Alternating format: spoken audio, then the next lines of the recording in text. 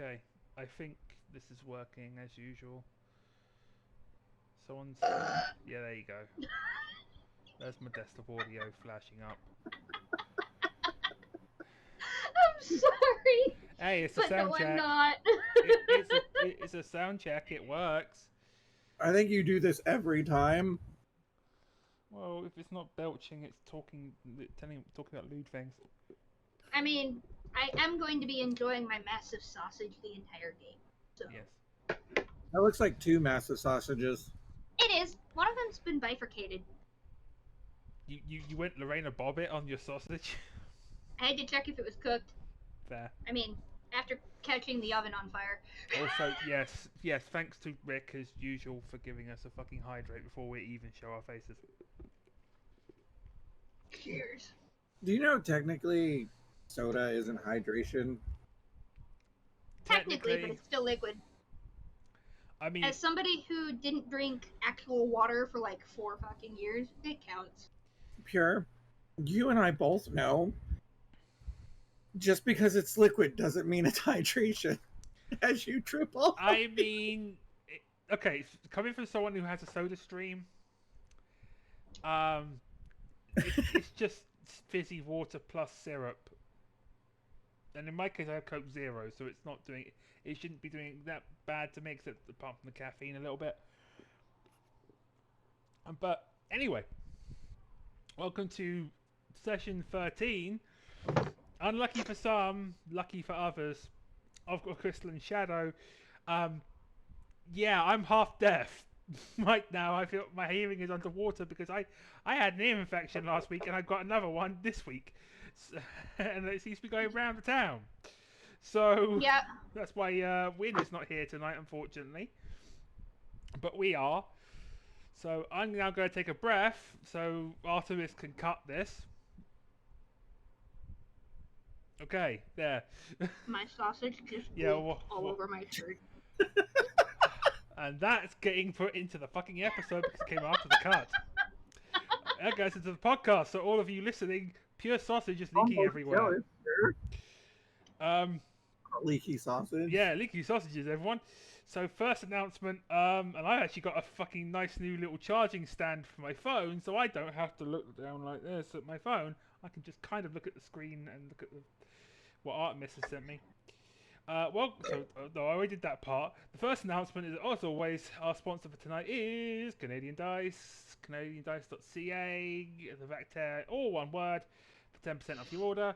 Maggie's pick of the week is espresso, because who doesn't need some go-go juice in their dice? Personally, if I want go-go juice, I go for Mango Monster, but that stuff is also poison, pretty much, so And no. coffee isn't? Sure, you're the type of person that doesn't need coffee in their life. Okay, it's the difference between energy drinks and coffee. There's a lot more in energy drinks that's probably bad for you than coffee. Depends on the coffee. If you get a frappuccino from Starbucks, that's probably not that good for you. I mean, Mountain Dew's probably slowly, sort of on par with fucking, not with Monster, but you know. Anyway, yes, hello Donna, hello Kat. Second announcement, check out our merch store at tinyl.com/backmerch. You can get the same old usual designs that are excellent, like the Half-Orc Energy and the Vac Blob. I'm sure we might have some special ones coming soon for Spooktober, maybe. There is actually no mention of Spooktober on here, but yeah, but next month is Spooktober and all of us, a bunch of us DMs are doing things. In fact, there you go. There's the thing saying Spooktober is coming. I know I'm running something on October 3rd. I'm running Zombicide. Last game I couldn't reveal what I was running, but I am running Zombie unless I did. But I personally am running Zombicide. And that's for Extra Life, so we're raising money. Yay! Nice. And then our schedule for the week. Tomorrow it's Fixtures 5. You've got Afi and Artemis, and Emily, and Maggie, and Keisha, and there is one person I'm missing. It's Alyssa. There you go, I've got everyone, I think. If I didn't get you, you have permission to beat me. That's tomorrow at 8:30. Can I get permission as well? You get special permission of a different kind. Saturday is Together Among the Stars at 11:30 EST. Our special returning guest is Terry, who's an artist from the Tokyo Fire comic. I've never read that one, unfortunately. I might have to look into that. Sunday, Aphemis, and I am going to stop there for a second. I love how that's actually now become a thing. We first started using that portmanteau on this game, and it took off. So you can thank my Chaos Beans for Aphemis. Aphemis is over on. They are over on DM Jeremy's channel for Legacy of Fire at 7:30 EST. Monday, we're back here for more Mistwalkers with Affy running that at 8:30. Wednesday, Wasteland Saga is at 9 PM. They don't have a guest this week, it's just the regular crew. And then we gotta hold our breath for another 2 seconds. Okay, that's done. Right. So yeah, it's been another couple weeks because sickness, low spoons, And the power outage. Power outage, yeah. The week before last, my power went out for 5 days, and so did Pure's. I'm pretty sure Pure's was 2 days. Ours was 2 days. Yours was 2 days. You guys are closer to downtown. Yeah, we're right next to the we're like a block away from the power company's main headquarters. Yeah. Whereas I live on the south side of Jackson, which is not rich. Let's put it that way. It's not rich and it's not downtown. Yeah. A block away from the power company, it still took them 2 days. Yeah. Right? Fuck you, Consumers Energy. Just saying that. You'll never watch this, but fuck you anyway. With a rusty dildo covered in hot sauce. There you go. Love the residents of Jackson, Michigan. So yeah, I was out for 5 days, about roughly, and Pure was out for Pure and Win were out for 2. There were lots of people affected by those fucking storms. The count on the app was 200,000. Yep.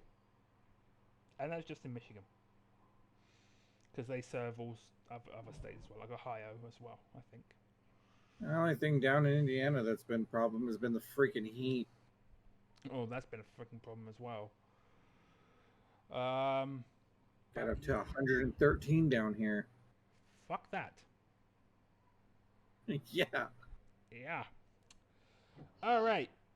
So enough. And last week I basically had a really fucking painful ear infection. I was like, yeah, I can't play a game. I can't run a game while my ear is pulsing in pain. Donna, sweetie, where are you? You're making loud meowing sounds. It's almost like you want attention. Yes. Yes. I don't know anything about a cat wanting attention. No. Right, and I'm straight. I think someone might need to give this cat some wet. Otherwise she's going to keep begging for attention. She'll eventually jump into my arms, because I got a nice new chair. Finally one that's fucking comfortable. Oh yeah, we gotta come steal the other ones. Same type of chair I have. Yep, I've got a secret lab. Mine's my Batman one. Mine is Monster Hunter. Yep, I got the Batman one. I get to also buy a free skin for this, which I might get the Cyberpunk one, but... Nice. Mine's from a thrift store. Yeah, well, you're going to get two new office chairs that have been upgraded with, like, class 4 cylinders. Awesome, thank you. So they will not give out very easily. They're definitely worth it. Mm-hmm. This is equipped with class 4. Not one that I bought, but it came with it. Yep. I'm just hoping that it lasts longer than my previous chair. Anyway, I got mine for my birthday a couple of years ago, I was gonna and say, it is still as good as the day that it was given to me. didn't it get there like right about the same time that Fuck Knuckles moved in? Yes. And I had to do everything I could to keep him from fucking with it. Because he's Fuck Knuckles. Anyways. Moving on to better subjects. Uh-huh. So I think your chair will last you a long, long time. Fingers crossed many it moons. does. I've been doing a pretty good job of keeping Donna. Speaking of the cat, Okay. I'm watching her. She's going to go sit on the windowsill. Yeah, I've been keeping a good job of keeping Donna away from trying to scratch the damn thing. So, yes. I know that pain. She's got the message. Don't scratch Mama's chair. Are you going to stare at me? At this point, we're not going to play Final Fantasy. We're going to just watch my cat and Yuli's cat and stuff. It's we cat watch. We won't actually do any Oh, gaming. the kitties. She's sitting behind my rig. Okay, good. She's got this little ledge she can sit on behind there. Hey, in all fairness, cats are cute. Yes. So let's recap because it's been a couple of weeks again, and let's recap for folks who got bad memories, who aren't taking notes, and just in general. And to be fair, I don't take notes. I memorize everything because I'm weird like that. This comes in handy sometimes. It's when I'm actually running dungeons and stuff, I can remember all the tactics without having to fucking consult a guide. Usually. I'm right there. So, beat King Mog, not the week, the session before, in session 11, basically recruited some of the Mogul's Guard as Shikai's personal dance troupe, and at least one of them, I think the Paladin Moogle, is now the Holy Hand Grenader for March.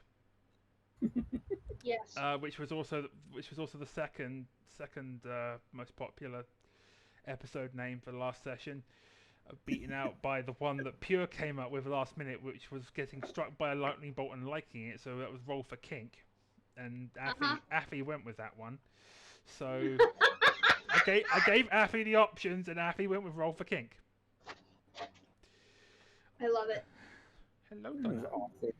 Hello, kitty. Oh, what are you doing? You silly cat. Anyway, went back to Gridania to tell them the good news. Yuli went to go do some. Yuli debated the head of the Conjurers Guild, Isumi Yan, about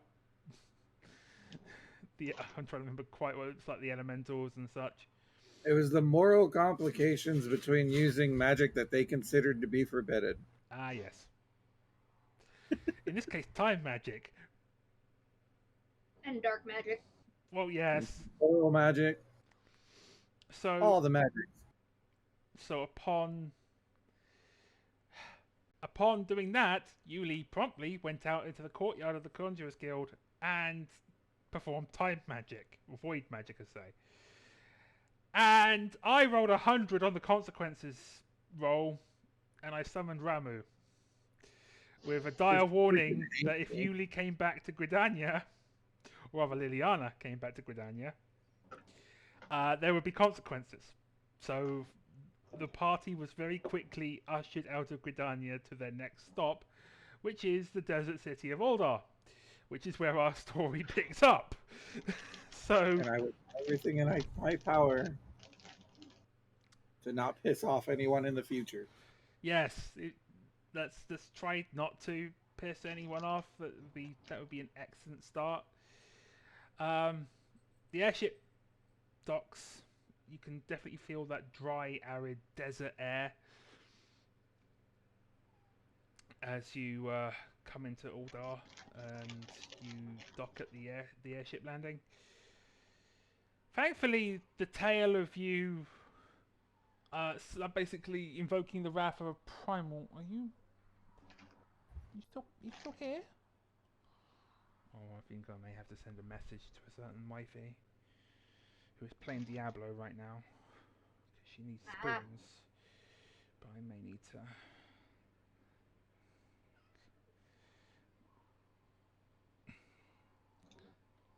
Is begging for wet food.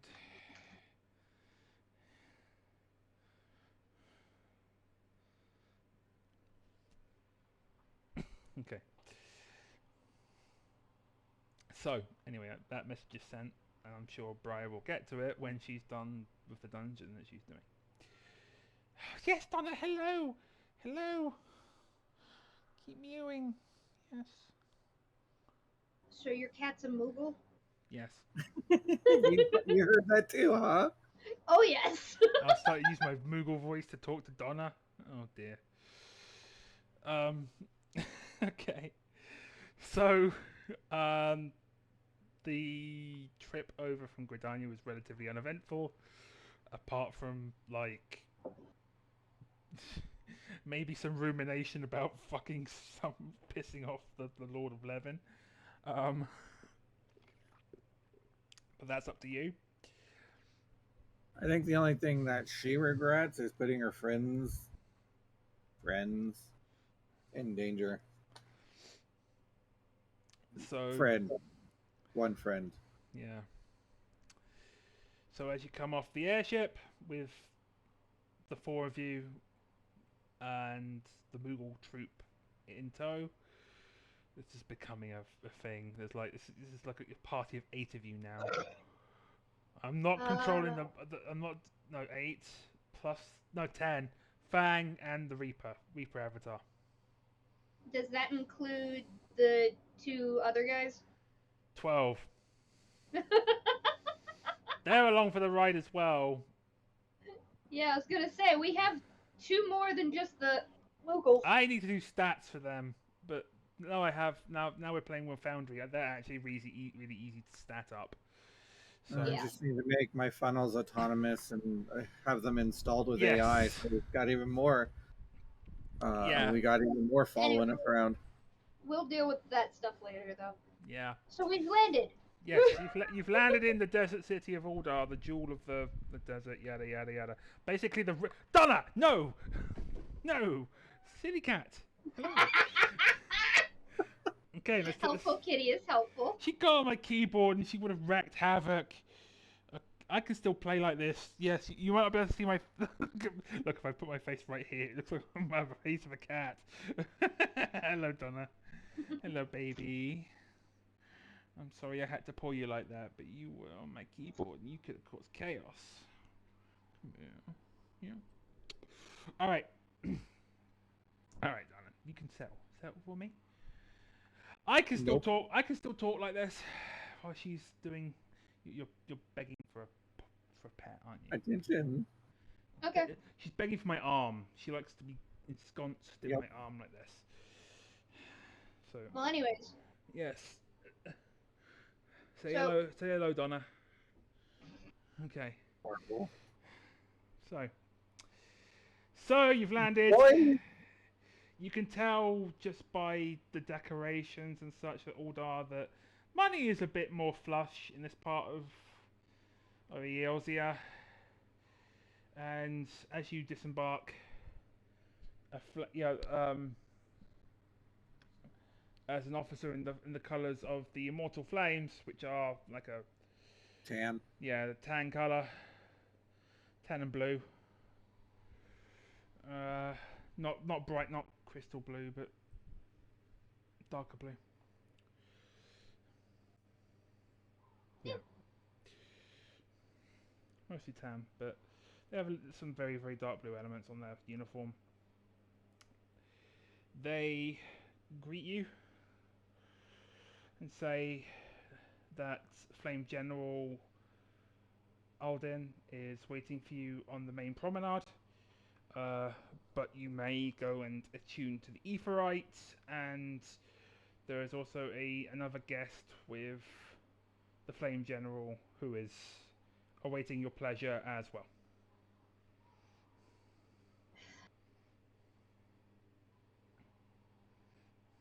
Kemi just kind of looks very run down and not happy about the heat. Lily would be abnormally quiet.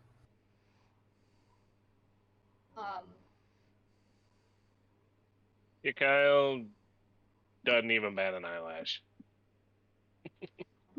That's right, Shikao's from this part of the world, or at least is used to the heat. So Shikao, you know what you have to do, right? It's a new yes. It's a new game, so it's a drunk check. Drink, Yeah. motherfucker. I need to remember where the hell the dice are in this thing. Bottom right. Yeah, bottom under the chat bar. See, I can install mods into this, and I can have them do things like you can have cool-looking dice and custom dice rolls and. 98. You are a slot. You are, yeah. You are actually. I believe I said your drunken monk phase is 98 to 100. So, guess what? Shikara is acting completely normally. Like a normal normal, not to say normal human being, but normal Kyle person. is totally Tober. Yeah. Alright. Awesome. So Shikyle at the moment is at like a +1 for every single roll because that drunk. You heard nothing? I heard nothing. I heard everything. Up the shut fuck. I will give you no judgment at this time. I mean, it's the feed the dog alarm. I gotta change what time I have that at. Fair enough. So. Um. Also, there were messages on Discord. I need to check see if it's not one of them's not RMS. I've got someone. So, they get off the boat. Fang is actually like looking around very frantically and finds a spot to run behind a bunch of crates and relieve herself.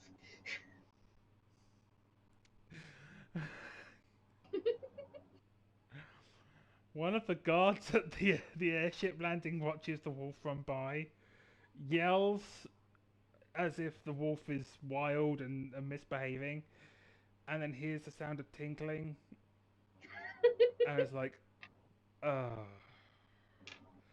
like shit. Thankfully, everything is made of stone, so the piss will get absorbed in time. I don't know how smelly it's gonna be. And he just kind of looks resigned to their fate of maybe having to deal with wolf piss. After a couple of seconds of just, the noise, Fang comes back out, very perky all of a sudden, and goes over and licks Liliana's hand. She's not gonna react. Really. And if anyone was looking at it, they probably noticed with her other hand, she's holding a letter that she's kind of just fidgeting with. And that letter we talked about, I thought of a good thing to do with it, if you're okay with it. Yes. Make it from one of the Charlian Scions, as like that she looked up to as a mentor, and the whole reason she came out here.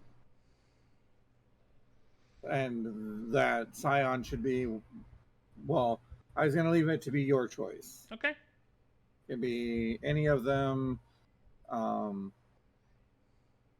Ishtola, Thancred, one of them. One of the canon signs, yeah. Okay. Yeah. I got it in mind. And she's never opened the letter except for once. Mm-hmm. So the seal is still pretty intact, and she's just fidgeting with it, looking at it. And she doesn't even react to getting her hands slobbered all over.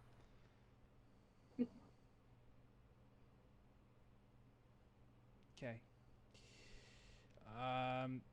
So with that in mind, the city is free for you to explore. And essentially when you head up to the main promenade to go meet with the Flame General and this other individual, we will continue the story. But right now you are on free roam mode. You can go and do things. Akemi's first goal is going to be attuned to the ether, right? So yes, that's a very wise idea, because then I don't have to have you shuffled on airships and have time skips and shit. You can just go bink. Lily's probably going to just follow. Yeah. She doesn't follow. I would like you all to give me an Arcana check. Oh. And I will do. Okay. I will do crayons. Arcana So it's a D20. And Well, crayons roll pretty fucking high, so none of you rolled bad. That's the main thing at this point. So one of you, and none of you basically got zapped by the etherite or anything crazy. This time. Not this time. You did in Gridania. So yeah, etherite attunement successful. You can feel the ether network, the Ethernet in Ul'Dah kind of come into life in your minds when you kind of focus on the main crystal down by the flame barracks, which is where that is.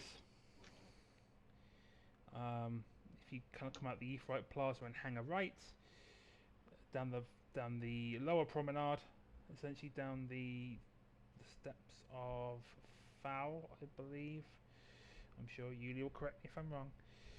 I've got to remember.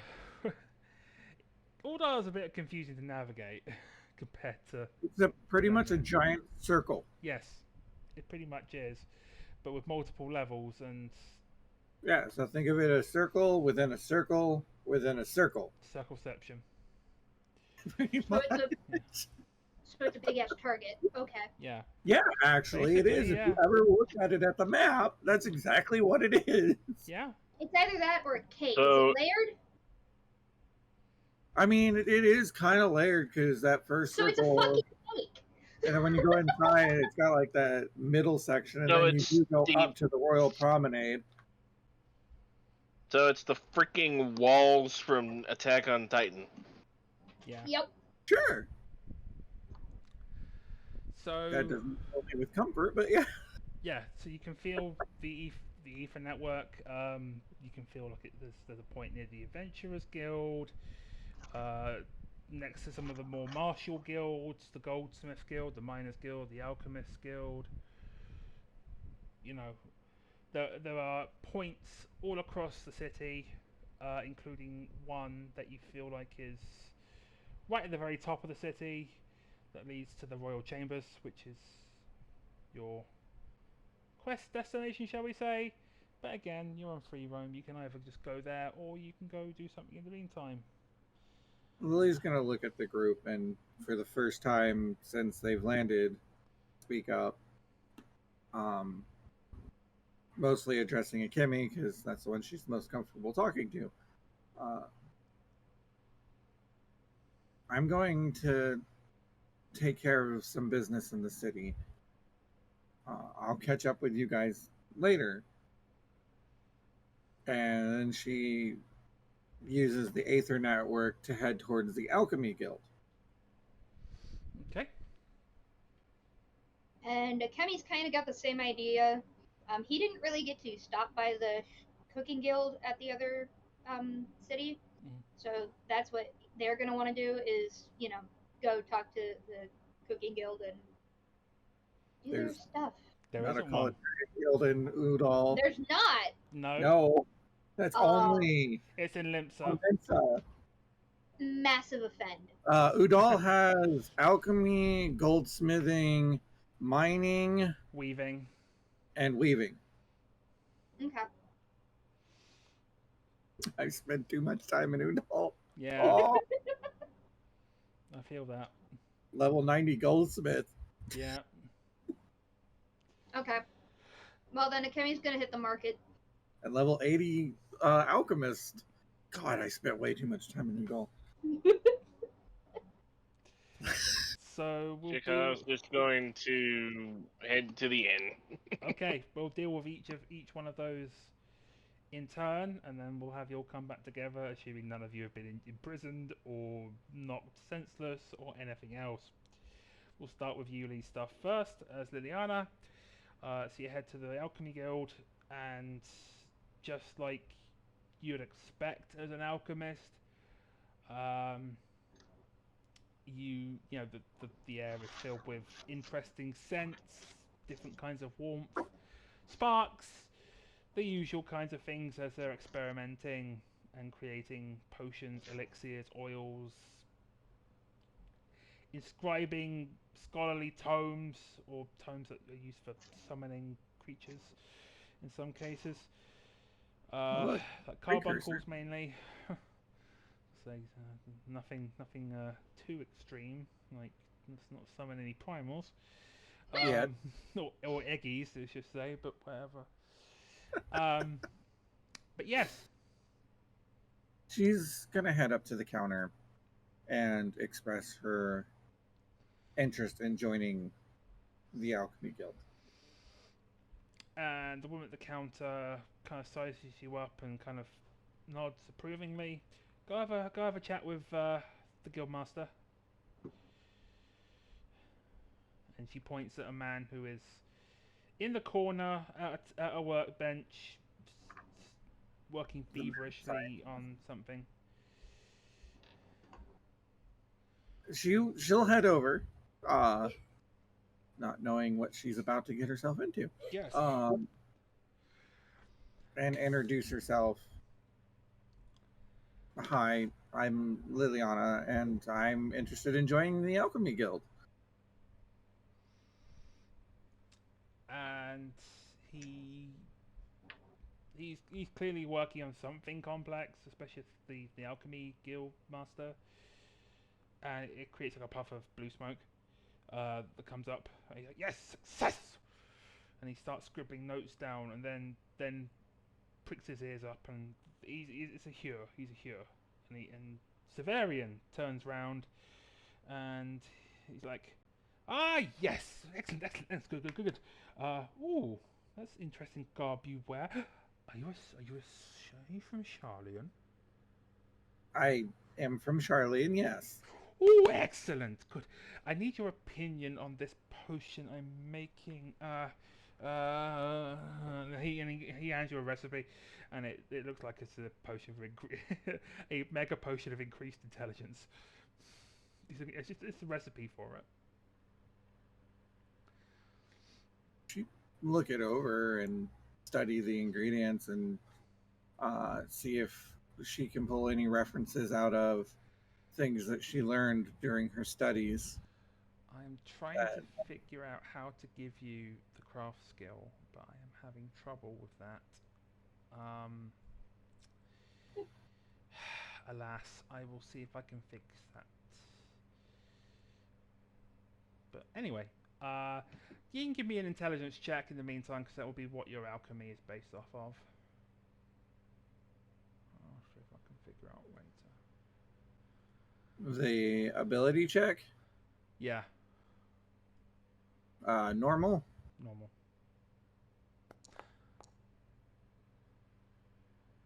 You see a slight flaw in it. You see he's missing a key base to keep the potion neutralized. In its current form, the potion will increase someone's intelligence. However, it's probably going to interfere with their strength or their dexterity. She'd point out the flaw and explain to him how to fix it. And he looks over the recipe again, and he has that. He kind of he pulls down like a magnifying lens and looks it over again. It's like, ah, yes, you're absolutely right. Excellent. Oh, about me joining the guild. Oh yes. After that response, it's an absolute shoo-in. Yes, absolutely. Unfortunately, I cannot even though with that sparkling. Actually, I can. I'm the guildmaster. I can do what I please. With that sparkling performance, he rummages through like a set of shelves to the left and grabs like a really ornate looking alembic, a mortar and pestle, and kind of he doesn't shove them at you, but he kind of definitely thrusts them at you as if to say, here, have these. Here's some alchemy tools for you to get started. If you find any interesting herbs or oils or such, bring them here. We shall experiment with them. I am still working on That one elusive potion of mine, yes. But Most- otherwise, This guy's been sampling his own product. Oh, the Alchemist Guildmaster's freaking nuts. yeah, Uh, he absolutely is. You do his story, he's flipping nuts. So is he a few crayons short of a rainbow, or did he just eat the crayons? He's like the perfect model of what a mad scientist is. Awesome. So he just has extra crayons. Okay. Yes. So he's Professor Farnsworth. Yes, actually, that's Actually, yeah. She'd take the alchemy tools and be like, I will bring anything of interest that I find during my travels, and then head back to the counter. Because he doesn't seem like the most on explanations. Is there any resources or anything that I would need upon joining the guild? I'm basically looking to perfect healing potions.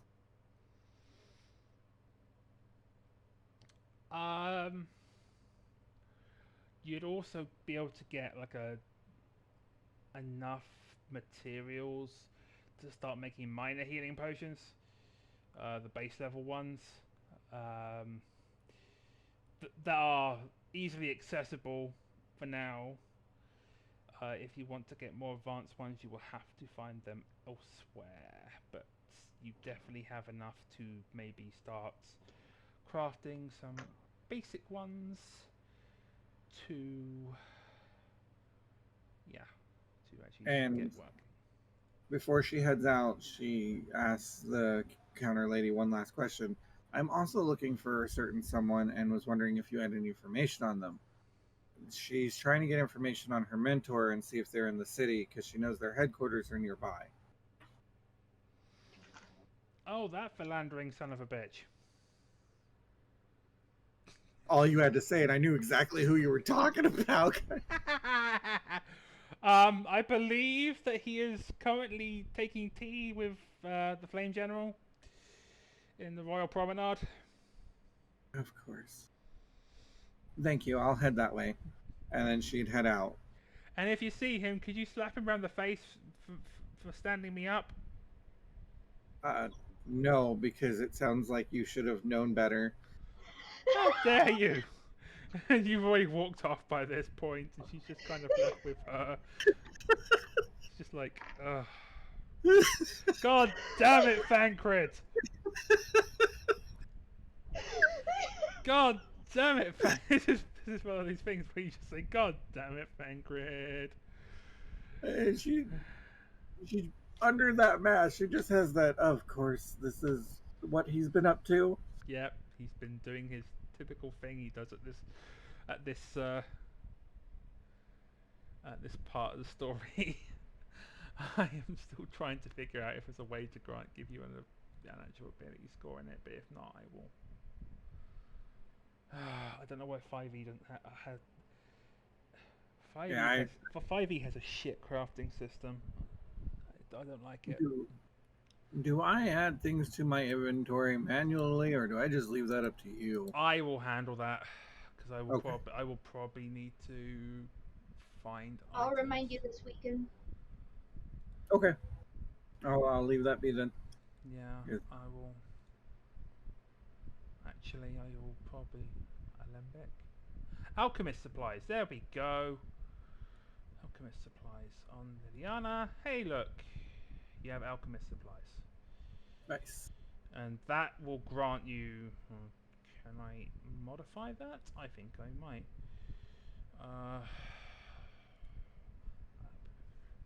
Proficiency. I'll make sure you have proficiency. Yeah, and for all intents and purposes, you will be proficient with them. Damn it! Equipped. Proficient. Base tools, intelligence, +1. There. These are uncommon. There. Cool. So any intelligence checks you make with those,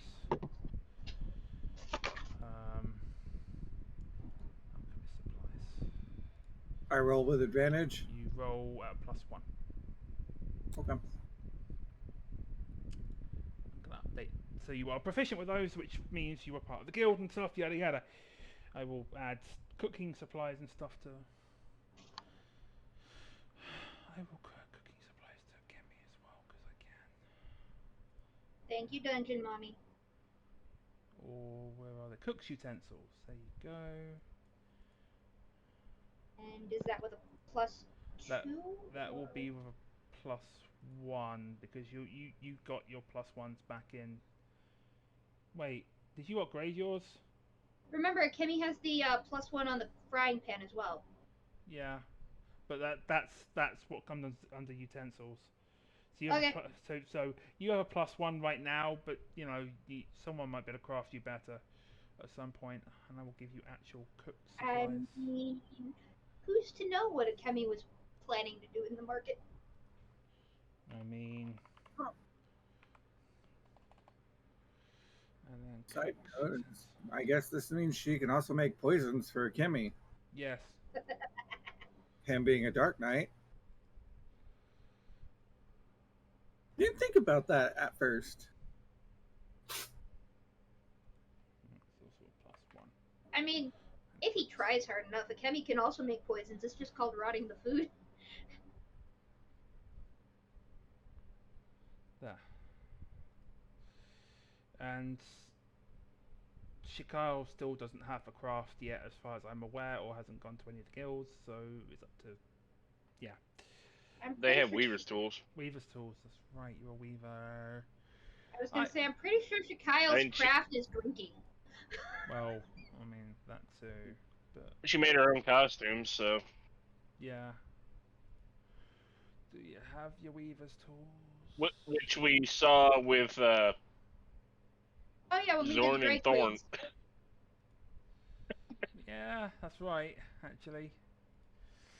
Okay, and then weaver's tools.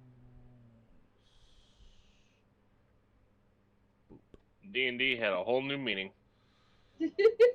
Oh, Dungeons and Drag Queens. Huh. Should trash these ones and I should trash that one and upgrade the new one, the ones you already have.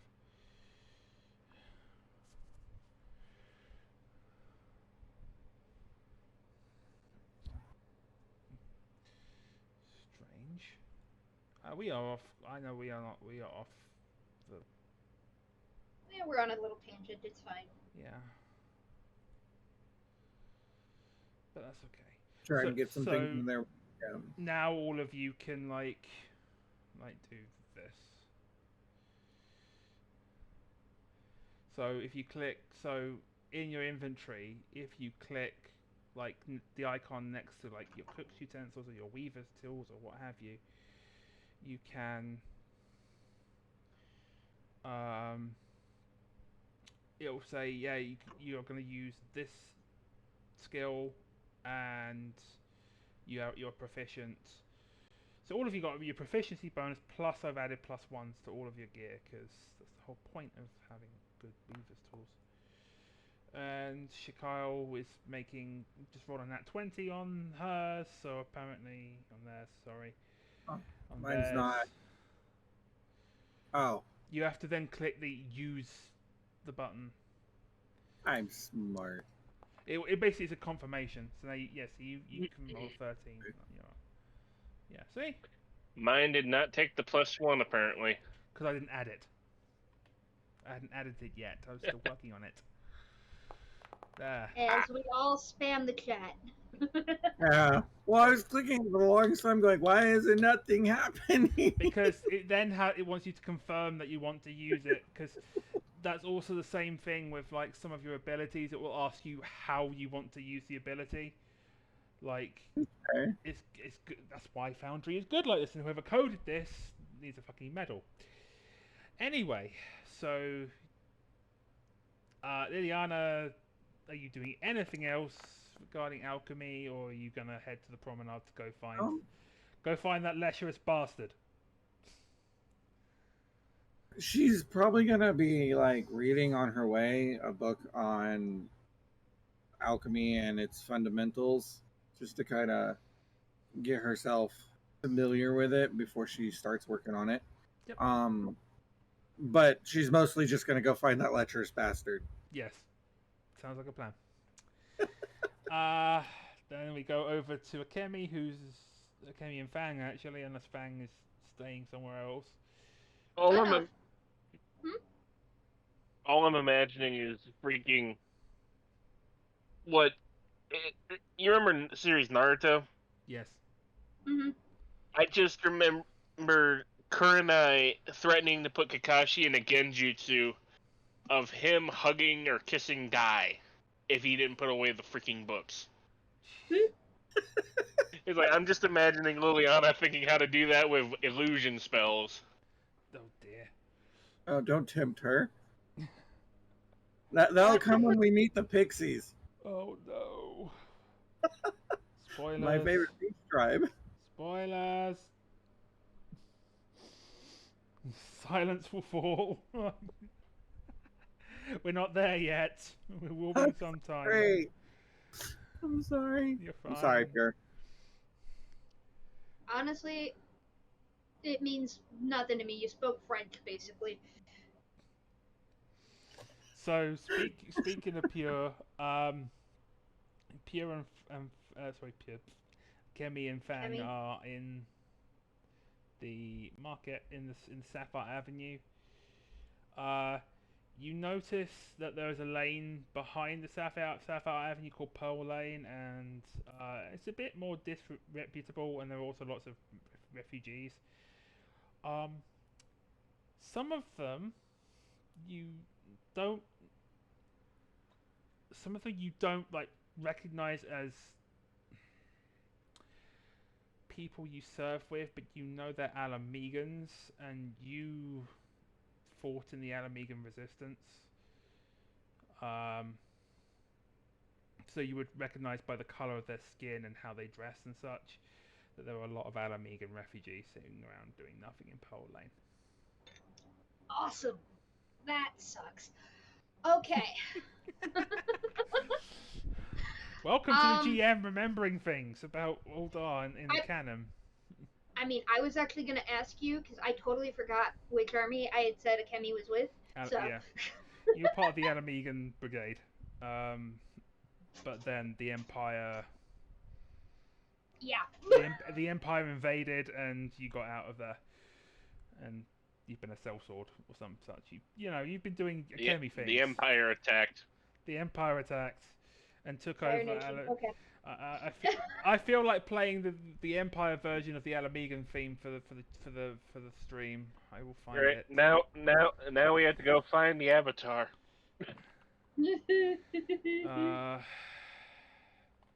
FFXIV Alamegan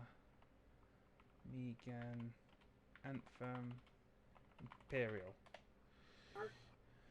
Yeah.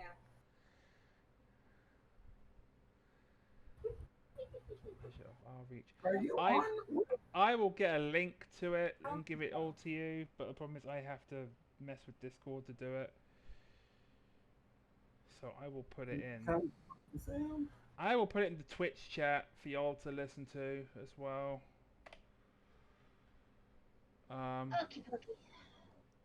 Apparently my TV is no, it's mirroring my computer screen. So Sam's just been watching everything that we've been doing on screen on the TV. That's great.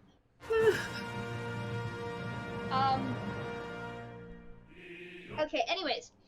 Well, I was going to play some music for the stream, but okay. Well, go ahead. It's a bit long though. That's the problem. It's like 4 minutes long apparently. So I think I will save that. I will save that for the end of the stream. That works. But yeah, play the Imperial version of the Alamegan anthem. But yeah, you see plenty of Alamegan refugees just destitute in Pearl Lane. Okay. You would also know that this is not uncommon. While some of the other city-states, say Limsa. Mm-hmm. Limsa that you don't see very many Alamegans. Gridania, they're not in the city, but they're definitely out in some parts of the woods. Some of the wood settlements out in the woods you've seen Alamegans. But Ul'Dah especially, and Fan Lan in general, kind of the lands around Ul'Dah, there are a lot of Alamegan refugees, and you know of at least one major settlement in southern Fan Lan called Little Alamego, where, yeah, it's Makes sense. it's all Alamegans all Makes sense. the time. All right. Are there food shops nearby? Yes. Okay, cool. Akemi is going to make their way over to those. And I believe Akemi has like 650, if not more. Hang on, let me go check fantasy ground. I know Akemi's got like a stupid amount of gold that's not part of the party count, so. Yeah. Huh. No, That is the you one. don't have it. That is the one thing. I will fix that for you. I maybe didn't Yeah. update that. No, Akemi has a boatload of gil just like on them right now. So Fixed. we're gonna do something fun. You basically have, yeah, you got 660 gold. Yeah. Total. Yeah, no, Akemi is How gonna much go did on I have? I don't know. I know overall we had around 2,000. So Tells me I have 10. yeah, because you're relatively new to the party. Although you were there for Moggle Mog, so I'm gonna give you that. Kyle goes up to about that. Oh no, not quite that high. And Crayon also goes up to about that much. And for reference's sake, because these sheets are still 5e rather than Final Fantasy, that is gil, not gold. So you all have about 600 gil. I'm gonna say, Liliana, if you had 10 starting gold, that's actually like 1,000 gil, if I remember right. Yeah. Mm-hmm. Oh. That was our calculation, yeah. Yeah. The others all spent their stuff on. I got a frying pan. Yes. Crafting tools and weapons and armor. I bought a and bunch. things. Yep. Well, anyways, I spent a whole bunch of potions, That too. which I don't know what happened to them. I didn't put them in your inventory, but you can. If you go into like I basically use the stuff from 5e. The closest ones that match to the amounts I gave you, because you can just drag and drop those from the compendium tab. That's the good thing about this. You literally just drag and drop stuff into your character sheet and it's there. And if you need me to do it, I can do it. But what was it doing? I was going to update Liliana's to actually to have 8,000 gold because skill. There. Good. Alright. So Kemi is food shopping. Yes. Mm-hmm. Yeah, Alchemy is gonna try and find a fruit stand or a fruit and veggie stand, as well as a meat vendor, and maybe somebody selling bread. Okay. You can easily find all three of those. This is Sapphire Avenue. If you can't find it here, in Ul'Dah of all places, then it's truly specialised, and you're probably going to have to find some shady merchant. Well, I say shady, but some merchant somewhere with specialised stuff. But on Sapphire Avenue, you can get all the basic stuff real easy. Okay, cool. So let's start with the veggie stand, I guess. Mhm. And yeah, no, Kemi is going to try and barter for probably like 2 sacks of potatoes, a bag of onions, and a thing of carrots. The vendor says before bartering, before you try to barter. That'll set you back 60 gil.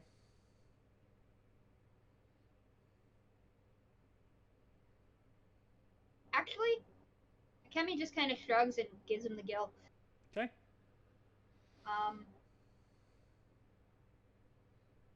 Alright. Are there any, like, specialty veggies or anything?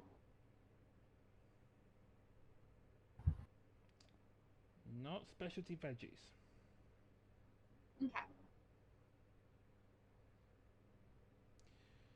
But yes, you get 2 sacks of popotos, a sack of carrots, and a sack of onions. Okay. Sweet. Then, yeah, no, meat vendor next. This is where Kemi kind of takes a moment and really seems to be inspecting the meat, just trying to figure out which one will be the best for what they're trying to do. Which is what? You'll see. Hi, I'm the GM. I need to know so I can help, so I can actually help you with descriptions. So, what is your overall goal here, so I can tell you which meats are the better to use? If you don't want us to know, just private message him. Yeah, you can private message me.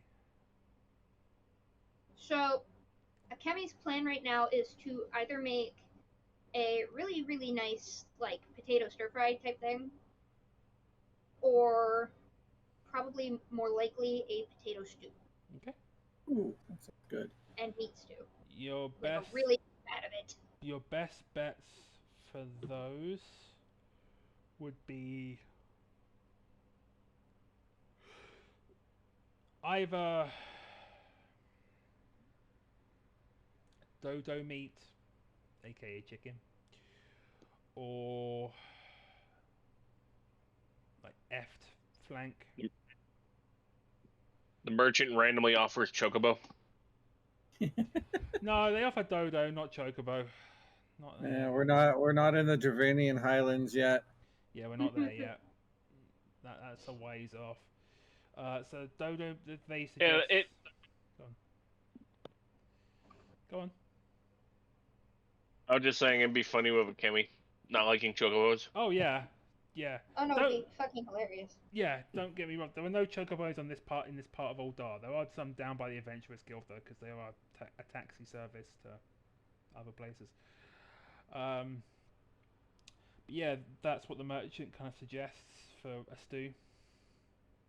Okay. Yeah, no, Akemi just kind of looks at the merchant and says, I am going to need a massive amount of meat. As cheap as you are willing to give me, and as much as you are willing to give up. I will happily sell you all of my effed meat for 200 gil. Alright. Can you do 150? Make me a persuasion check.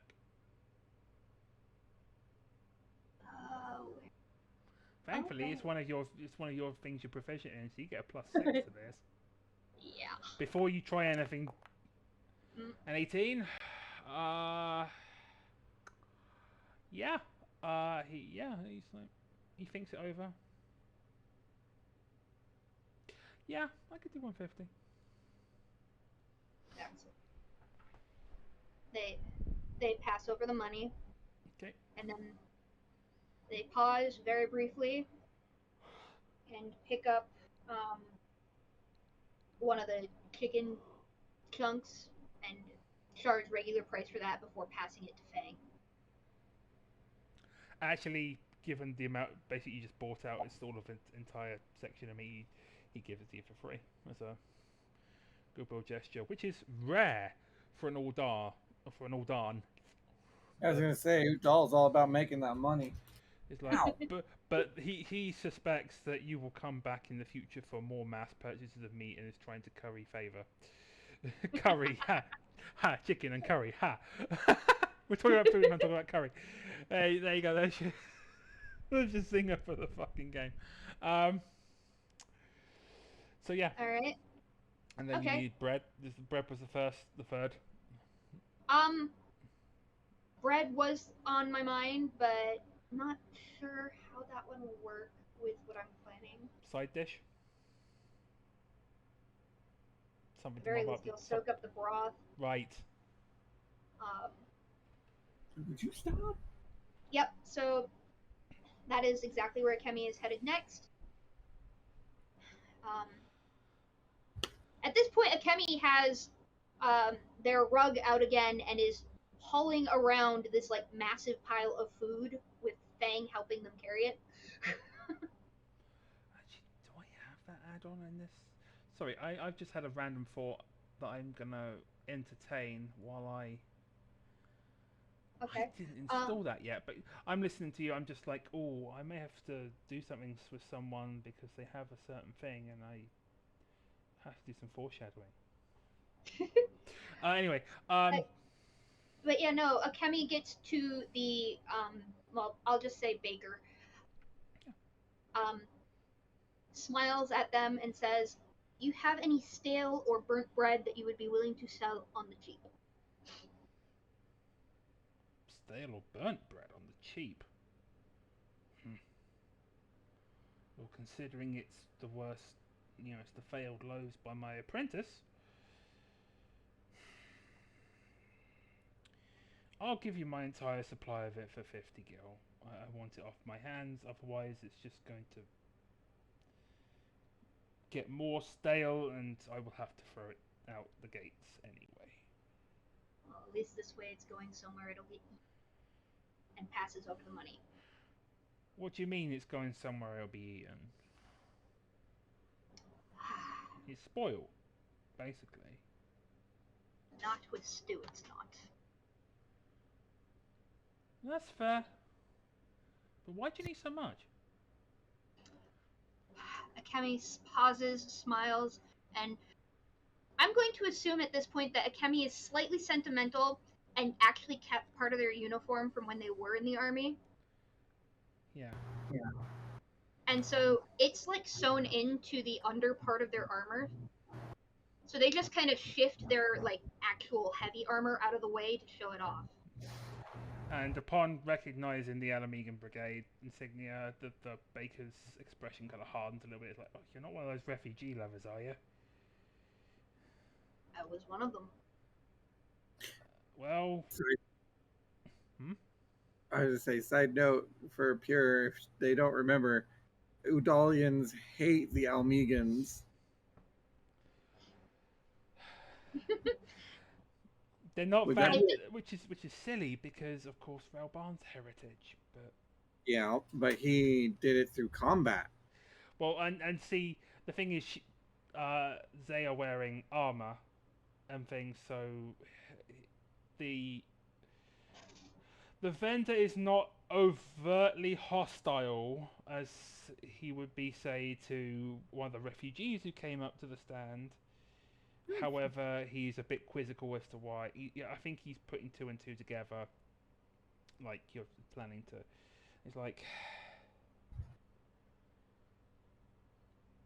he's trying. On the one hand, you're buying bread from him. On the other hand, you're using it to feed people who basically are considered by folks in Ul'Dah to be a drain on society. It is a very heavily capitalist society, huh? I wonder what kind of allegory that is. But anyway, so he nods. It's like, just be wary that some of them might not accept your charity and might take offense to it. Just a friendly warning. I ain't getting involved with this. I'll sell you the bread, no problem. But that's all I can help you with. That is all I ask, and if they don't want it, they don't have to take it.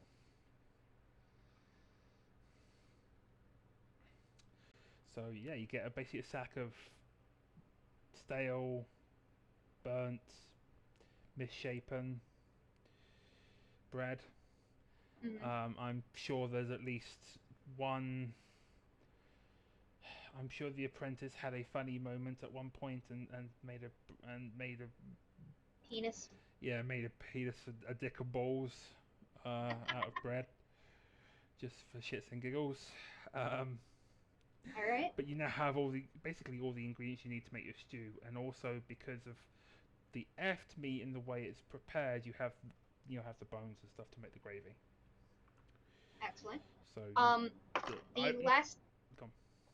The last thing Akemi's going to need, because they really don't have the utensils to build it or to cook this at the moment, they are going to need to find a cooking pot and some form of serving utensils. Probably a massive stack of bowls. there is a tool vendor on the opposite side of Sapphire Avenue who has like cauldrons and pots and all that fun stuff. Okay.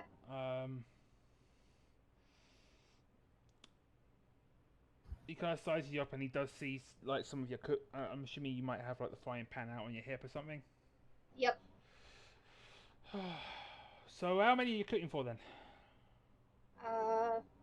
Kemi kind of eyes the pile of food that they've got. At least 50 to 75. Well, you're probably going to be wanting this size pot here. And he starts putting the... Sorry, I've got to look at something real quick. Have you been taking this money off your inventory? You haven't. I'm calculating it by hand. Okay. What have you got so far? So it was 60 plus 50 plus the 150. So 260. Yeah. No. no, that's correct. 260. Okay. So I'm at about 400 to go. Yeah, you've got 400.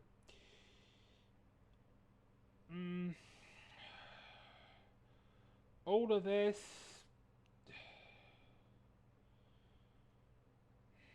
It's going to cost you about 300 gil.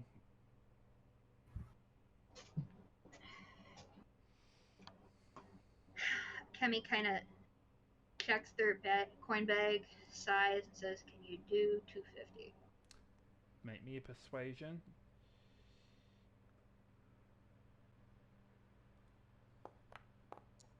Ah! I'm pretty sure you have at least one inspiration if you want to use it, but that's up to you. Yeah, I do, and I got a 10 the first time. Let's hope I get better than that. 15. I'll go 275. Alright. But this is a negotiation, so you can try again for the 250. But I will warn you that you will have to make this next check at disadvantage because you're probably testing his patience a little bit. So,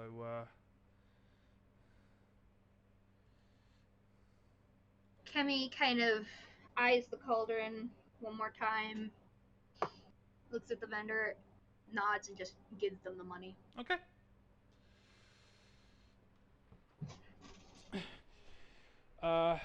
So that will upgrade your cook's tools to +2 because you've now got additional stuff for serving groups and such. So I will give you. Oh, okay. Hang on. Hanging on. Hang on. Check bonus. You think she'll notice? No. Great. All I'm expecting now is Akemi to tie a rope around the cauldron and use it like a flail. I mean, I was thinking more backpack, but now that you said that. Really don't want to ruin the plot, though. Oh, come on. I mean, Is you it a don't normal? have potholes. It's just a pot. Okay, yeah, that adds it. So I will add it to your tools Okie dokie. rather than like to the actual proficiency from using the tools. I can either upgrade the quality of the tools, or I can upgrade the actual kind of thing you get from knowing how to cook. So I'm gonna add it to the tools because that way at least, because that is the whole point of them. And then don't need to erase. I was testing it to see how it worked. Alright. No worries. So you're now at +2 with your tools, so that will factor in when you do your wisdom checks to cook. All right. So yeah, with everything in tow and Fang's help to carry all the shit. Actually, no. At this point, because they have the big ass cauldron to put everything in, Akemi is moving as much as they can into it and using that to move around. But yeah, no. Akemi makes their way over to what was it, Pearl Alley? You said Pearl Lane, yes. Pearl Lane. Finds a good spot away from anything that could be considered flammable. Basically just starts setting up a open stall to cook the stew in. Well, since you're a crafter, you're going to be using fire crystals as your heat source. You shouldn't have to worry about setting anything on fire. Yeah. Right. You won't have to. Yeah. As we go, Akemi is slowly becoming that dwarf from Dungeon Meshi. Well, remember, we also have Liliana's weird void Temporals. bag. Yeah. Portal tech thing. Well, I say tech, but magic. Which got you in trouble. You'll amplify it with tech later down the line. Oh God. Elegant bullshit. Remember, she's a techie. Anyways, From Pure's reaction, you know exactly the dwarf I'm talking about. I don't actually. But no, Akemi is setting up just kind of an open cook stall, with Fang parked to the side, just kind of keeping away anybody that looks the wrong way.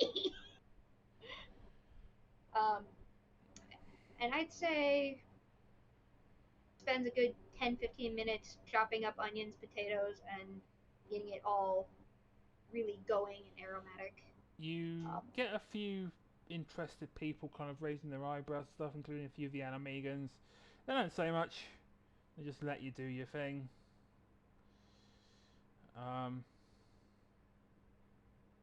Yeah. Alright, I am gonna go ahead and throw my roll. If this thing... There it goes.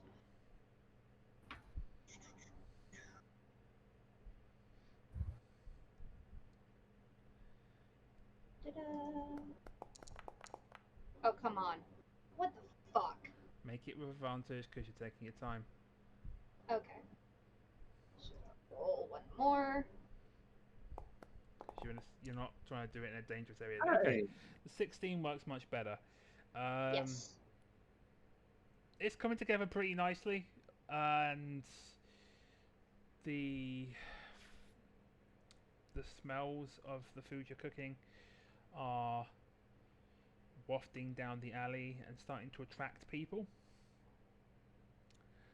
Before long, I mean, with fire crystals, because honestly, I'm gonna say that in terms of like elemental crystals, you'll have them as part of your basic kit, because that's if you want to craft something spectacular, I will start needing you to find that kind of that kind of ingredient.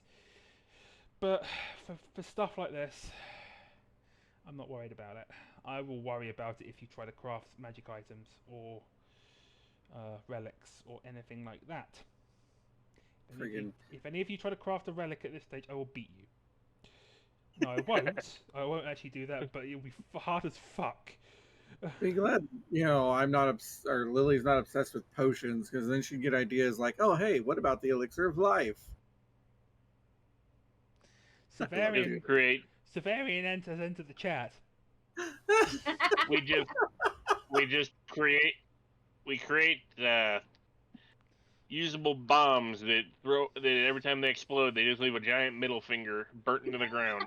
I mean, technically that's alchemy. And that sounds like something the gobbies would do. No, technically we already did that.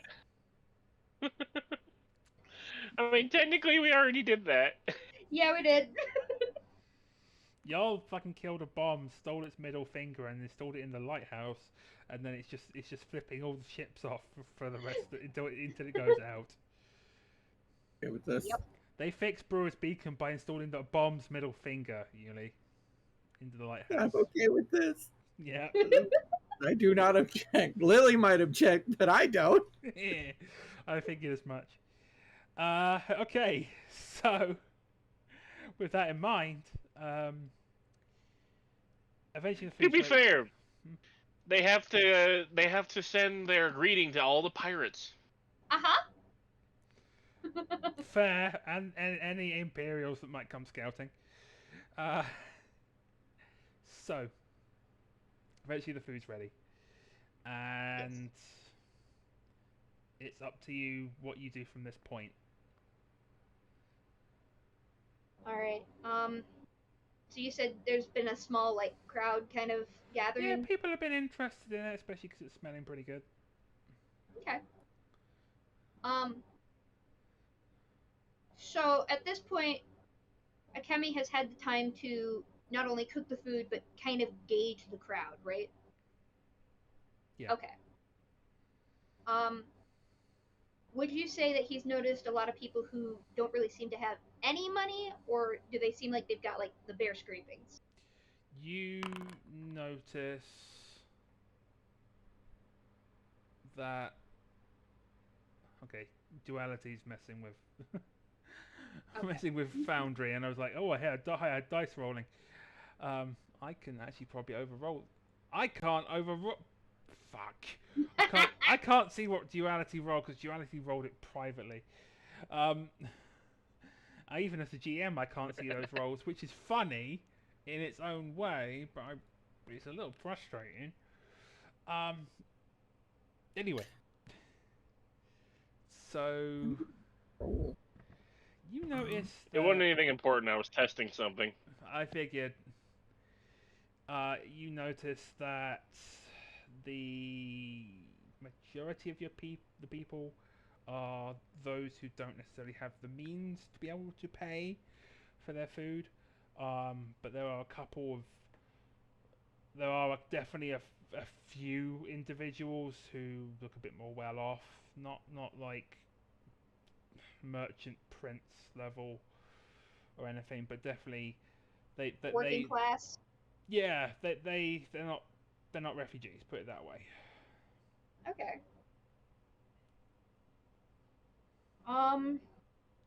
So,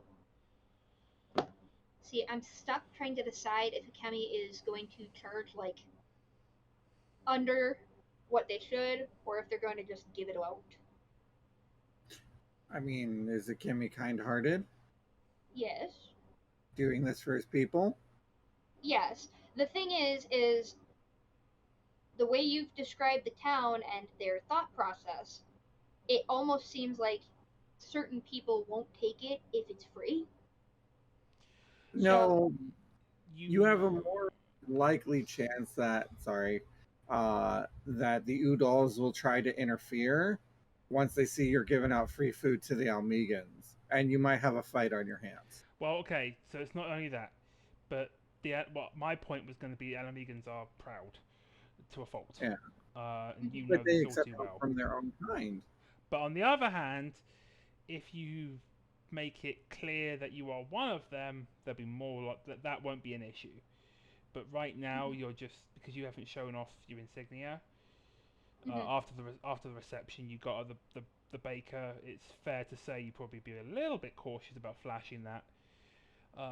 But you could show that or say something that an Alamegan would understand to be. Or that's a fun idea. There are things you could do to convince them, including like humming the national anthem while you work. That's actually what I was thinking. Yeah. So you start humming like, and I'm not even going to do a check for this because it's humming. Okay. You start humming the measure of our reach. I'm making sure it's not the imperial one. No, okay, the measure of our reach is the Imperial version. The measure of his reach, as in Rauga's reach, as in the God of Destruction, you start humming that tune. And in fact, before we go to a break, let's actually play it for the. I'm actually gonna play it for the stream. I'm gonna put this in Twitch chat because I can't put it in Discord all that easily. Not nicely. But I will play it, and then after that we'll go to break. So I this is just about. I need to- Oh, go ahead. This is about 4.5 minutes long, so good timing. But if you talk over it, yeah. Okay. So. But yeah, no, Akemi is absolutely going to be humming that. And the general idea is for the Alamegans, about 1 gil. Like, bare minimum price, right? That way it's, well, you're not giving it away for free. And for anybody who's Ul'Dah, probably looking at either 10 or 15. Okay. So you're gonna start a fight. We'll see about that. I have something in mind, don't worry. But actually, I've got the song on quietly while you're doing this, so you can talk over it. I was gonna say next time I just need to have my 14 running. I own them all but like 3 orchestrion rolls. Yeah. Just pull up whatever song you want. But yeah, no, Akemi is absolutely doing that.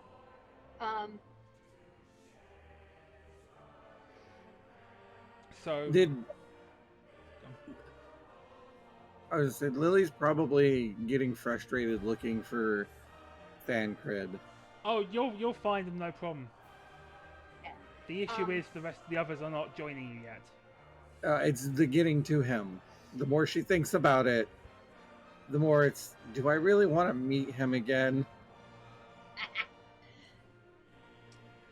Because he is a womanizer, and probably even to her. Yeah. So in terms of what's happening down in the market,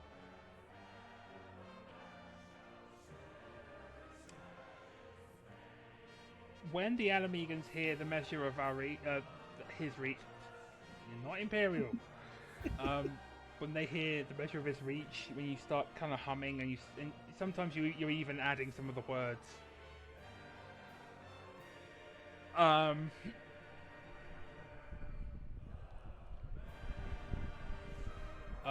They realize with how knowledgeable you of it, because your average Ul'Dah doesn't give a fuck about the Alamegan national anthem, especially because it was also fucking bastardized by the Empire to become the measure of our reach, which is probably the version most people have heard. But when you've seen the old version, the proper version, people were like, "This, how would you know that?" And they look at you a bit closely and they realise that, you know, you've seen a lifetime of war and stuff, and they put 2 and 2 together without you having to flash your insignia. Your regular Ul'Dah is just like this woman, this individual. My apologies. This individual is humming some song while they work. Right. They don't care. Also, the prices are not putting them off. So all the Alamegans, a good 50 of them, come from, and also because some of them run off to go and get some of their fellows that are in other parts of the city. So a good 50 people come and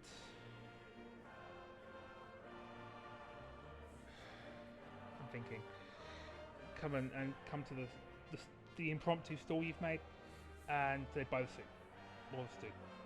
So it's 50 gil straight off the bat. The other 25 all paying full price because merchants and stuff, and you did a good job on cooking it, so that's an extra $250. So you've got a total of $350. So while you have made a loss on this endeavor, there are other bonuses that I will keep in mind shortly.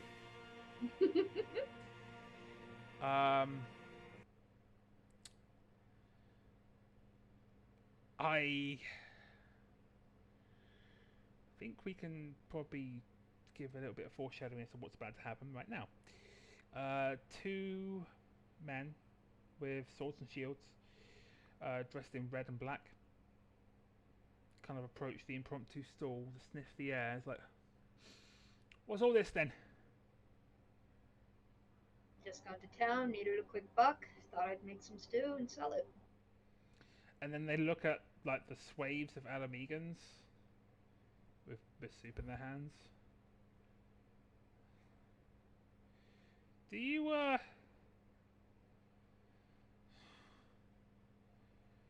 have like permission for the master of the markets to set up here?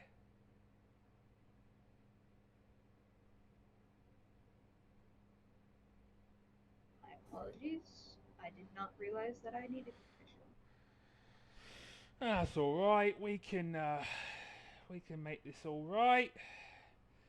How's about you pay us each 100 gil and we'll look the other way?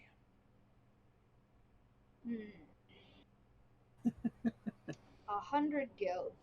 Each, yeah. Otherwise, we might have to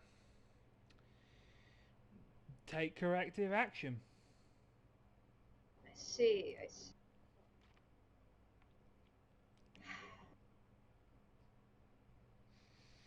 The alternative here, I can pack up my stall, as I am clearly done. I can give you each the last 2 bowls, and I can go and meet with, what's the top dude's name? Ralban. Yeah. Ralban, as I was supposed to do. Dropping his name.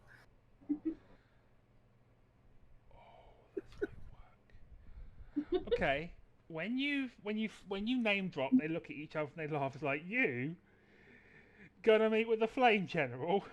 Bullshit. Kemi grins and reaches into his bag to pull out the it's a sealed letter, right? With whose seal is on it?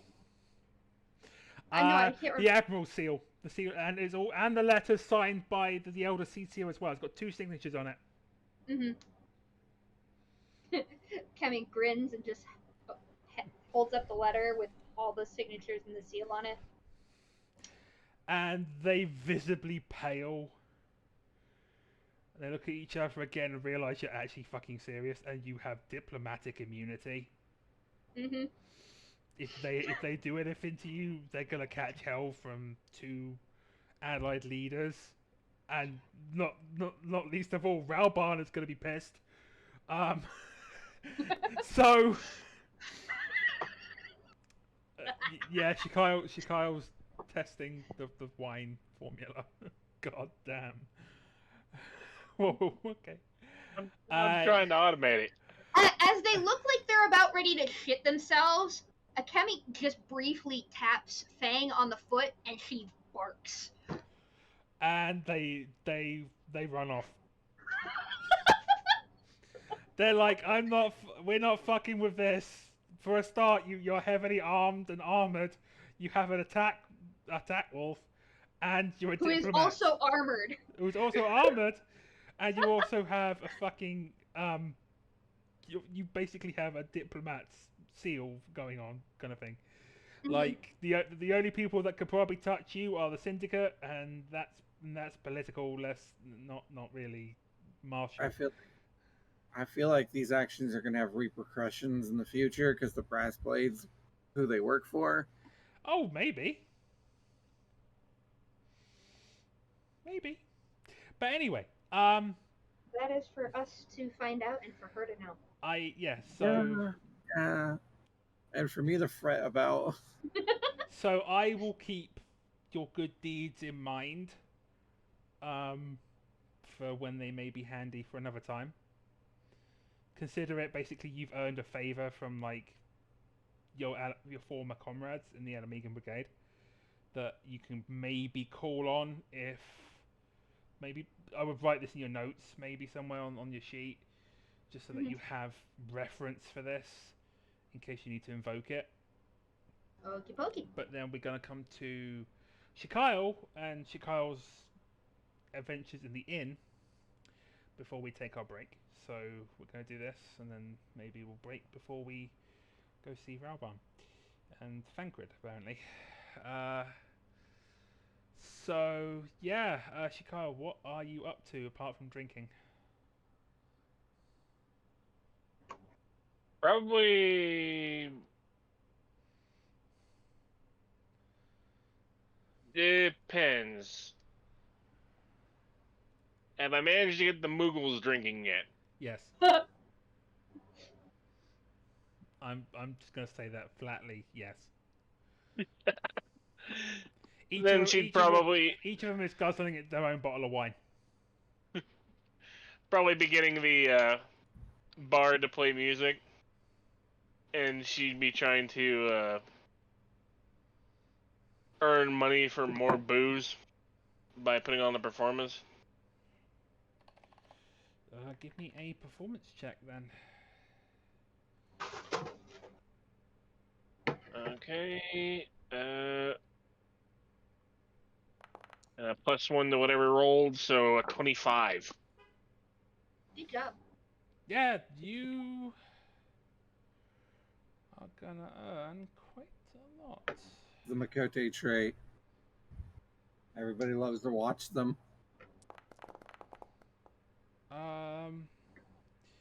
You managed to earn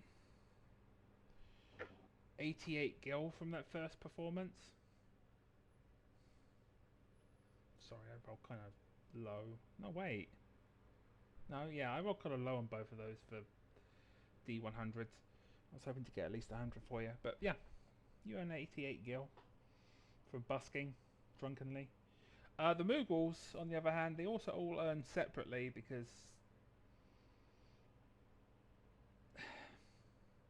Yeah. Reasons. Because Moogles. And they earn you another 24 for a grand total of 112.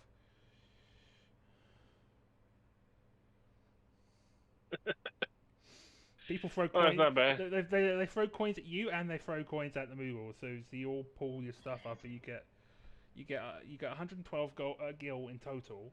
But on top of that, the Moogles basically they don't demand any of the gil. They just demand more wine.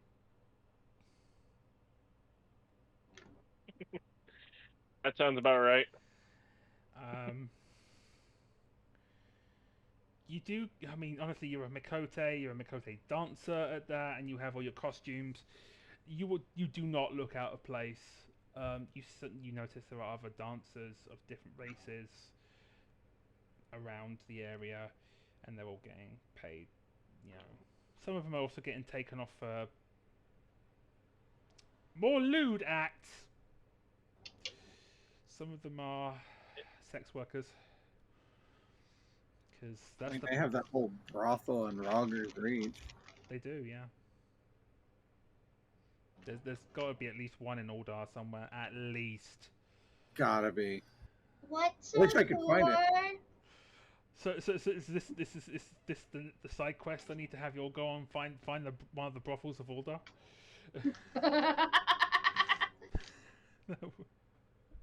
Yes, let's warp Lily's sense of propriety even more.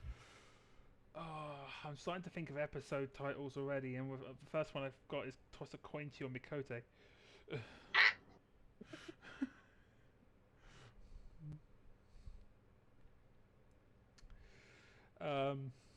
Yeah. So...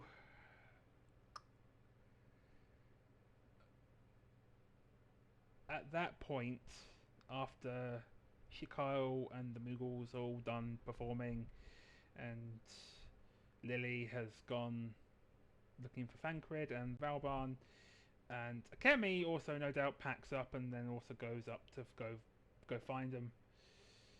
Because you were all told the Royal Promenade was like right at the top, so you can all use the Ethernet or what have you to get up there easily enough, and you all assemble at the large ass doors that lead into the royal chambers, and that is where we shall take our break for the night.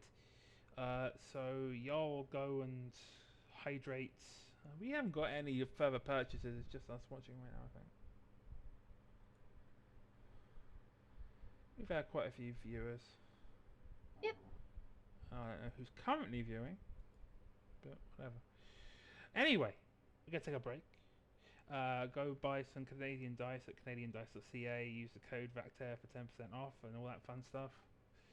And we shall see you shortly.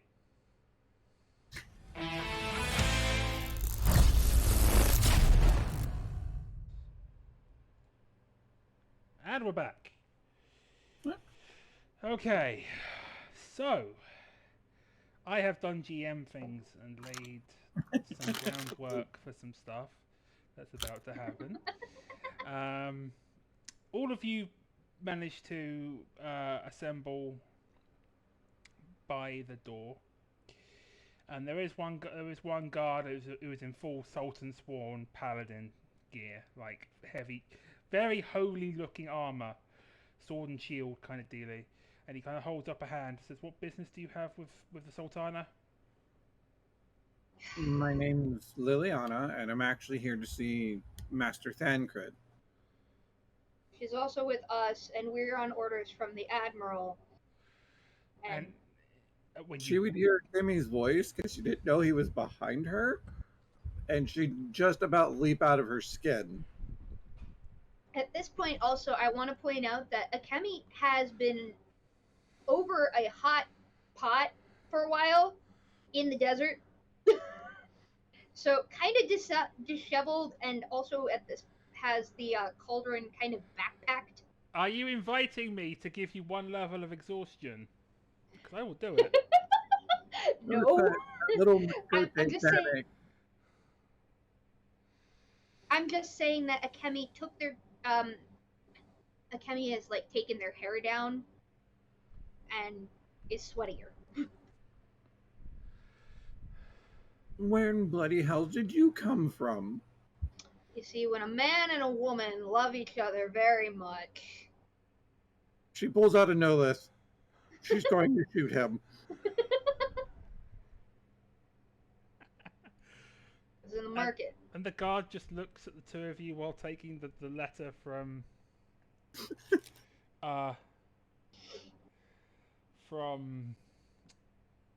Kemi and reading it over, and then sees not only the seal but the signatures of Molwib and Kane Senna, and like, yes, the diplomats from Limpsa Laminsa, excellent. The Flame General and indeed Master Thancred have been waiting for you. We shall let you in immediately. And they do so. She'd head in, slightly grumbling at Kimmy. And I will find you very quickly. I will see if I can actually put an image up of our dear lovely Thancred, but in game I will have to figure out how to do that. I need to ask Cassie how to do a lot of things in Foundry, but Pleasure. Again. Thanks.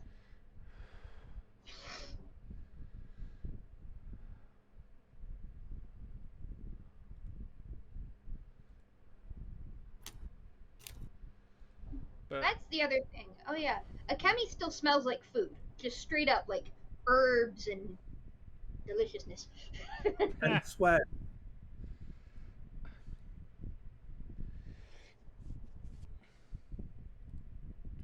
So foods and sweat. I mean, it just means there's a little bit more salt on the smell.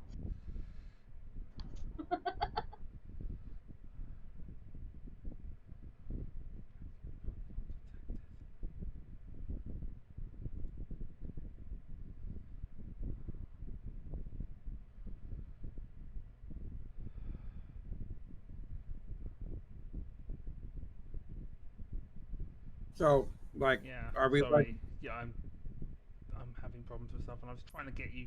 For those of you specifically like Duality, who's probably doesn't have a fucking clue who I'm talking about, I'm trying to figure out a way of getting the pictures in for your. Oh, I was just wondering if we're led straight to them, or if we're like put in a chamber for them to come to us. You go into the fragrant chamber, which is the main chamber, and you see Ralbarn and Thancred sitting down at the huge table with like the two gilded turtles at either end of it. And Ralbarn stands. It's like, the diplomats from Ul'Dah. I'm gonna try my best Yorkshire accent. I know at this point he's got that other accent, but he's had the Yorkshire accent way longer. So I'm gonna try my best Yorkshire. Come in, and sit down. We've got plenty of tea. Me and Master Thancred Where did they say we were from? from Limsa Laminsa. You said Udall. Ul'Dah. Yeah, you did. Fuck! You I'm said just all like- that. Fuck! It's like, we're from Mordor? What? They're from Mordor. No, y'all. It's like, well, The diplomats from apparently Nitsa. you can't walk there. Apparently you can't walk to Mordor, but you can walk out. Yeah, apparently. Lily would head straight for the table, or that Thancred's at, and she would head towards him. But upon reaching about, I want to say halfway between the middle of the room to where the table is, she just keel over and let out a very loud cry of pain while holding her head.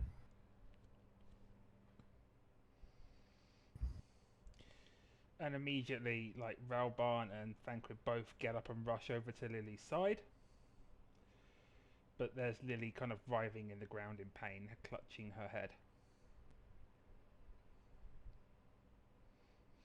I want to see what the others do before I continue.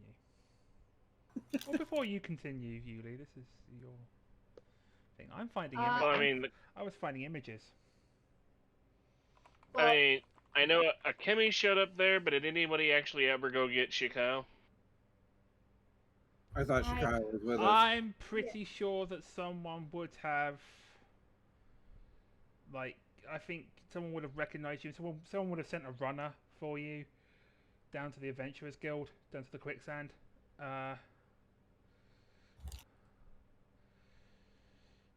To say, hey, the other two are in the fragrant chamber, and the flame general is awaiting your pleasure. I mean, we could just say Cran went and got her. That too. Crayon maybe ran back.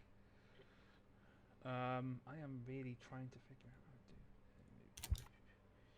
I'm gonna search for that while y'all roleplay and do stuff. Alright. So, first thing Ikemi's doing is just getting the heavy cauldron off their back for a minute so that they can make their way over to Liliana. Meanwhile, Fang beelined it over and is like making keening, whining noises because their friend is in pain. And trying to nuzzle her.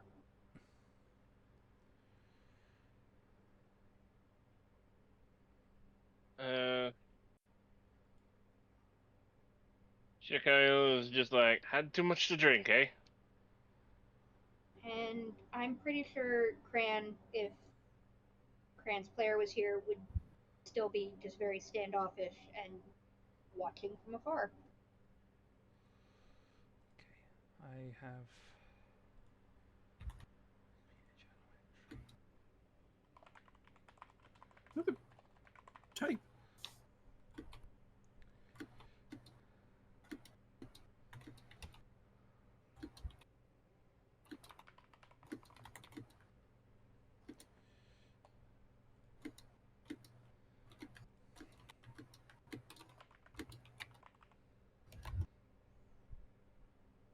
I had a question.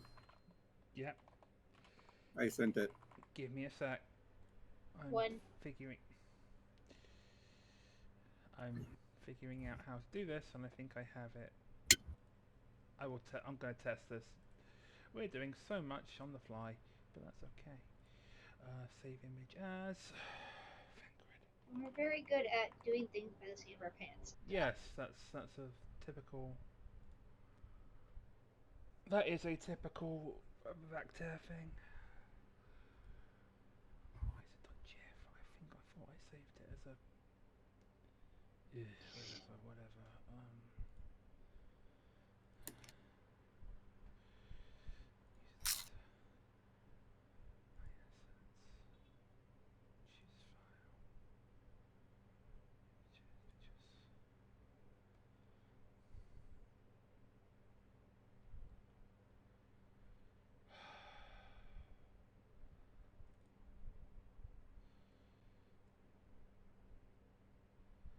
Damn it! That picture I found of him is not.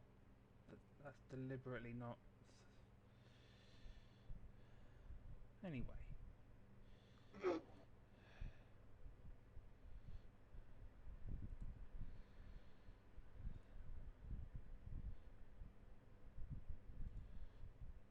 Try that one. Anyway, yeah. So what are so you're all. What about you, Shikyle? Did you manage to get any? See you, Lily, on the floor, writhing in pain. I believe Shikyle made the comment about having too much to drink. You would know that Lily. You've never seen Lily take a sip. I think. At least not yet. Nope.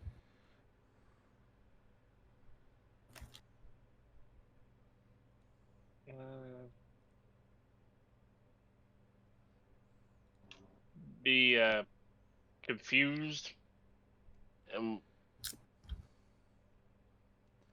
try to figure out what's going on besides an obvious headache. Like what caused it? I will let you plus Crayon. I will let you two plus Crayon make Arcana checks to see if you can figure that out. In the meantime,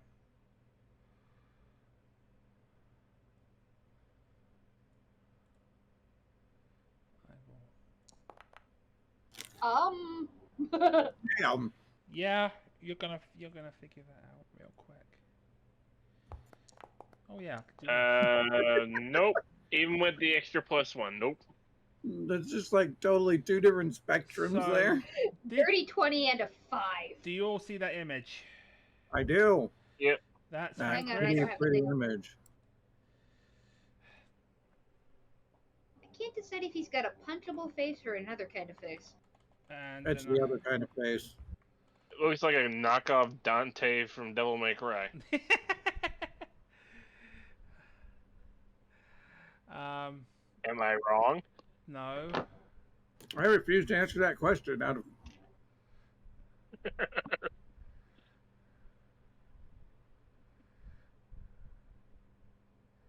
I'm just trying to find a good one of Raoban that doesn't.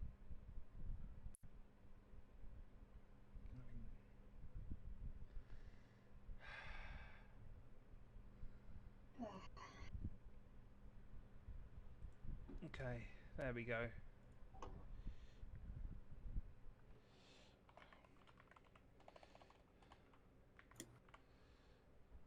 And eventually I will update all these lovely journal entries so that they have things. So, okay, now that's done.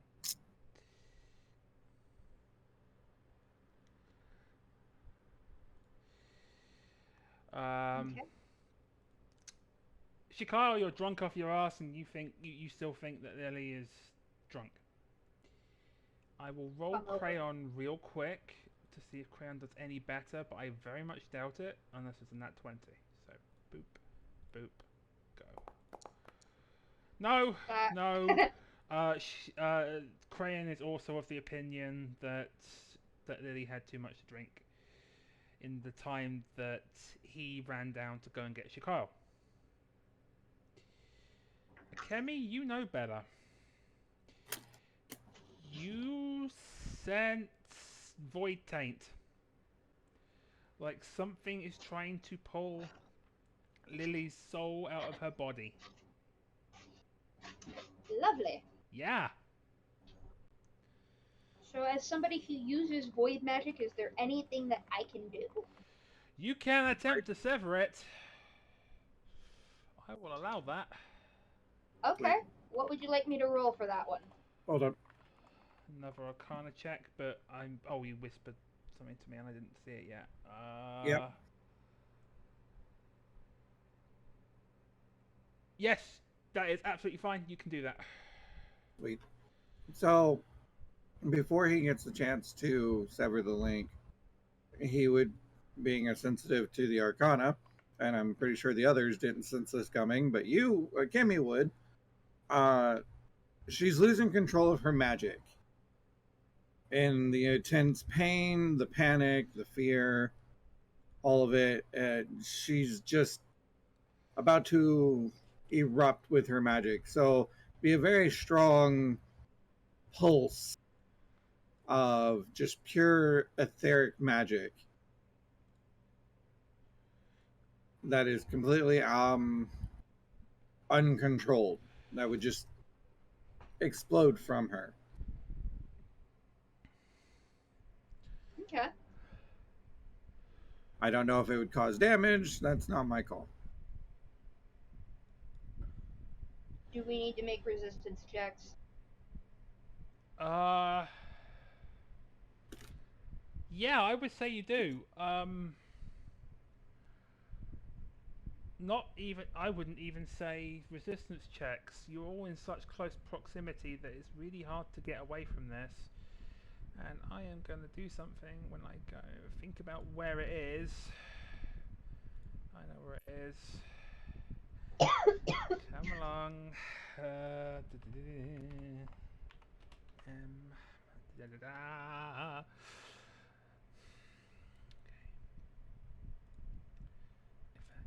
No dexterity saves? No, not for this. Why can't I just cast that normally? Because I don't have a character with it. Oh well, I know what it does. So let's see. These are all auto hits, but thankfully. So duality, you take 4 damage as a bolt of magic hits you. Bolt of ether hits you. Pure, you take 2 damage on a Kemi. Fang takes 3 damage. Crayon takes 4 damage. And Zorn and Fawn are nowhere to be seen right now. So they're fine. Those two are off training. Ready for the big adventure or something. What about the Muggles? Are they there? Yeah, let's do that. The Muggles will come with you. They take 2 damage each and they start scattering and yelling. They start panicking. So right now you have Yuli firing magic missiles everywhere out of control. You have Muggles panicking because they got hit by the magic missiles. Fang got hit and is probably also yelping and howling. Or maybe growling at this point. Raoban and Thancred also got hit by one each and they kind of staggered backwards and it's like, what the? By the 12! What's going on with her?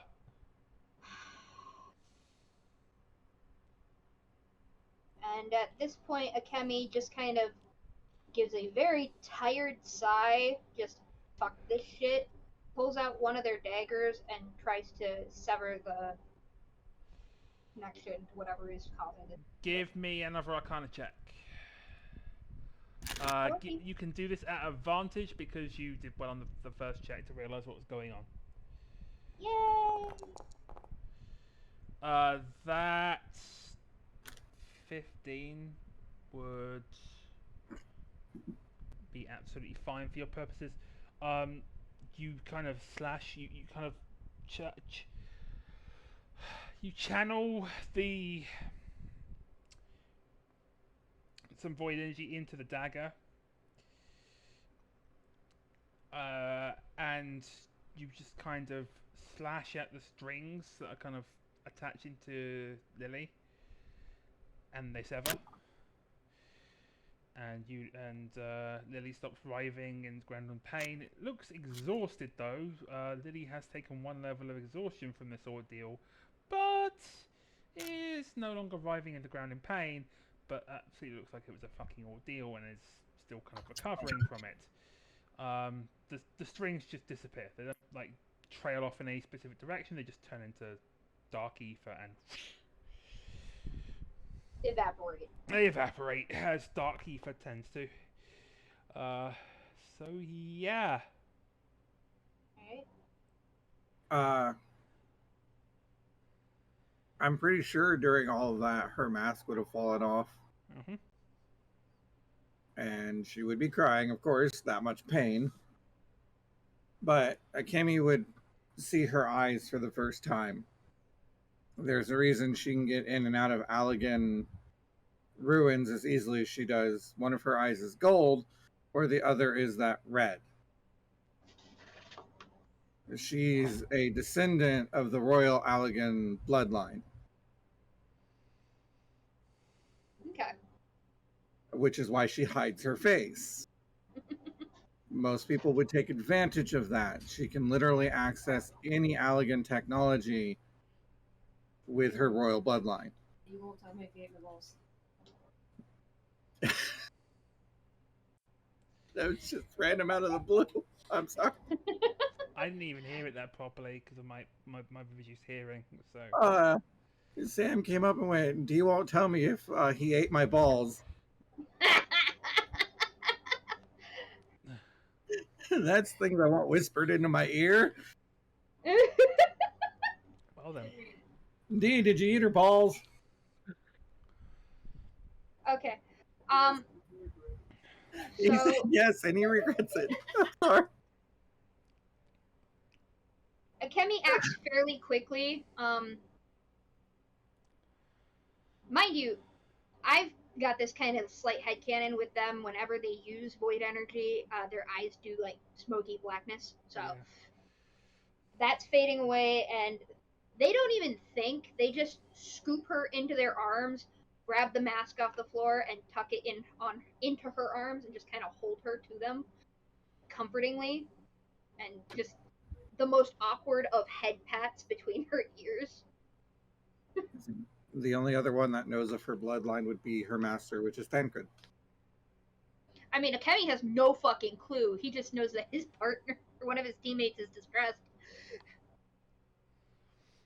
She would be... I need to roll. I need to roll for something.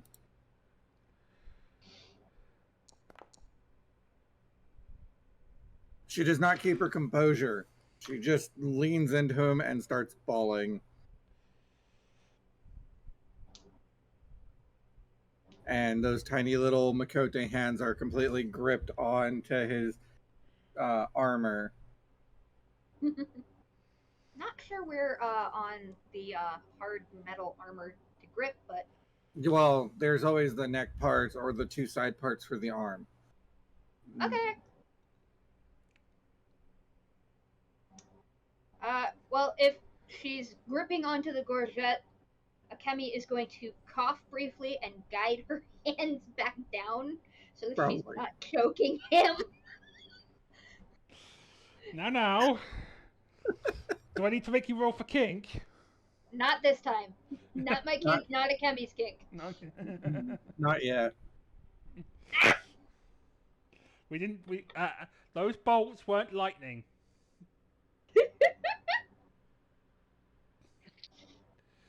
Anyways, Akemi just the way that their thought process is immediately gets out a small So they're actually not going to go for food this time. They are going to motion towards one of the cups of tea and just kind of put their hand out for it. I can get it, no problem. No one's gonna stop you. What else? I think Akemi wants somebody to hand it to him. Yeah. Fancred kind of grabs it and passes it over. Akemi. Random question: would Shikao even recognize anything about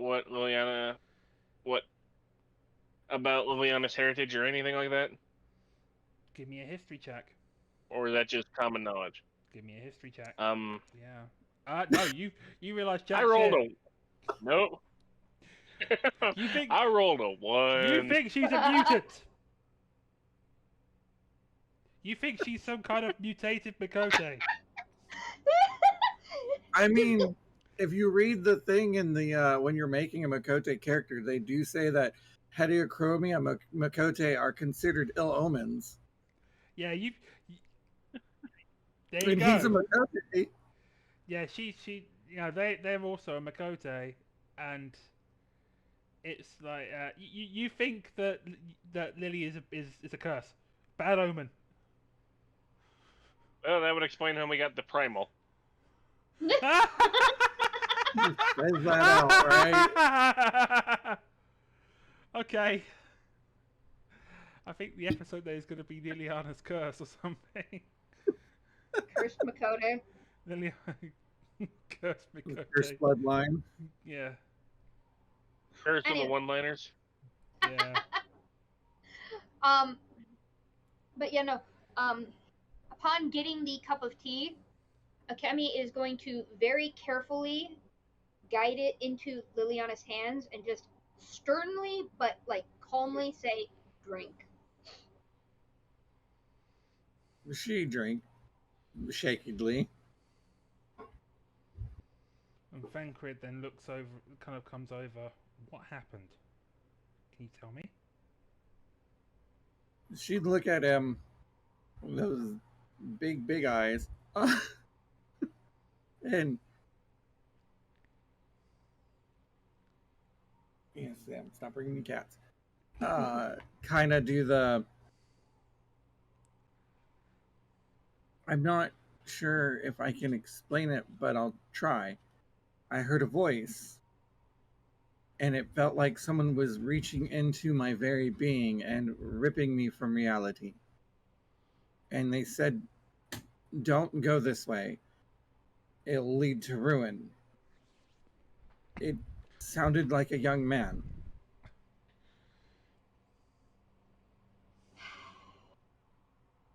And Akemi is just going to glance up and be like, "From what I could see, there was void magic involved, trying to rip her from her body."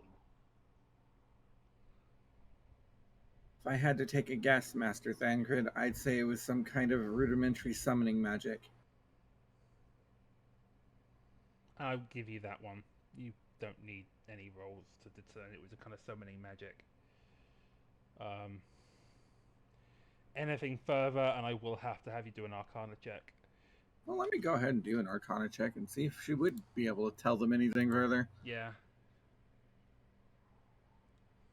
I am proficient in it. Normal roll. Yep. You are exhausted, so I'm not going to give you a fun. Well, that's a fucking nat 20. So would you like a thesis on this or a book? You are exhausted, so I'm not gonna give you nat 20. If anyone is still watching at this point, I would like you to clip my reaction.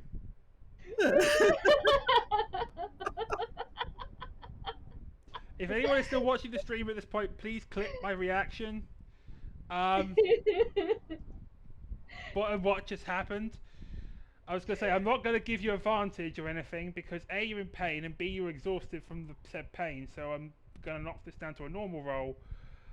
And then Nat 20. the Yuli rolls a nat 20 for Lily's Arcana check. So now I have to explain I technically don't have to, but, you know, I feel like for her luck, I will.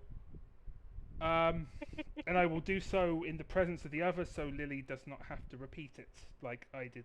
Because that whisper add-on of mine is really handy when I really need it. It is really nice. This is why I like Foundry. I'm sure you can do the same stuff in sort of Fantasy Grounds as well, but Foundry is way more modular. Yeah. So you would know that the magic that attempted to pull you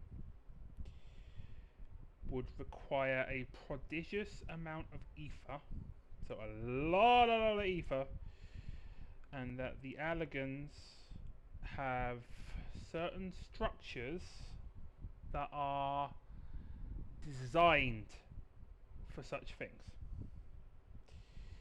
The Crystal Tower in Mordona is one such place.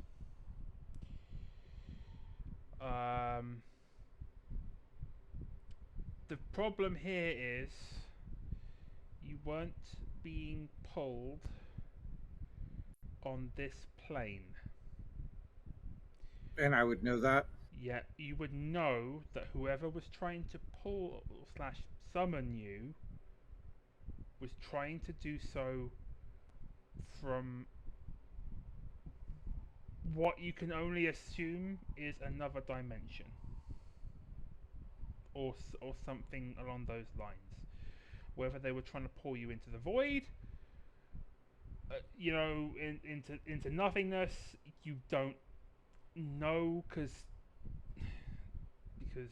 Akemi severed it, so it's a little hard to trace. But from that brief kind of connection you had, you would know that someone on another plane was trying to yank you. She would explain that to them. The best word she can. I will let our lovelies here discuss this revelation. Thancred just kind of stares at you with wide eyes and then looks to Ralban and shakes his head. I've never heard the like of it. And Ralban's like, hang on, did they say any specific words? Like, you said that something would lead us to ruin? Don't go this way. It will lead to ruin. But did they use any specific words like calamity? Or, Her ears kind of twitch and her eye visibly shows irritation. I was kind of writhing on the floor. That's all I got. If you want further details, maybe you should talk to them. Them rip your soul from your body.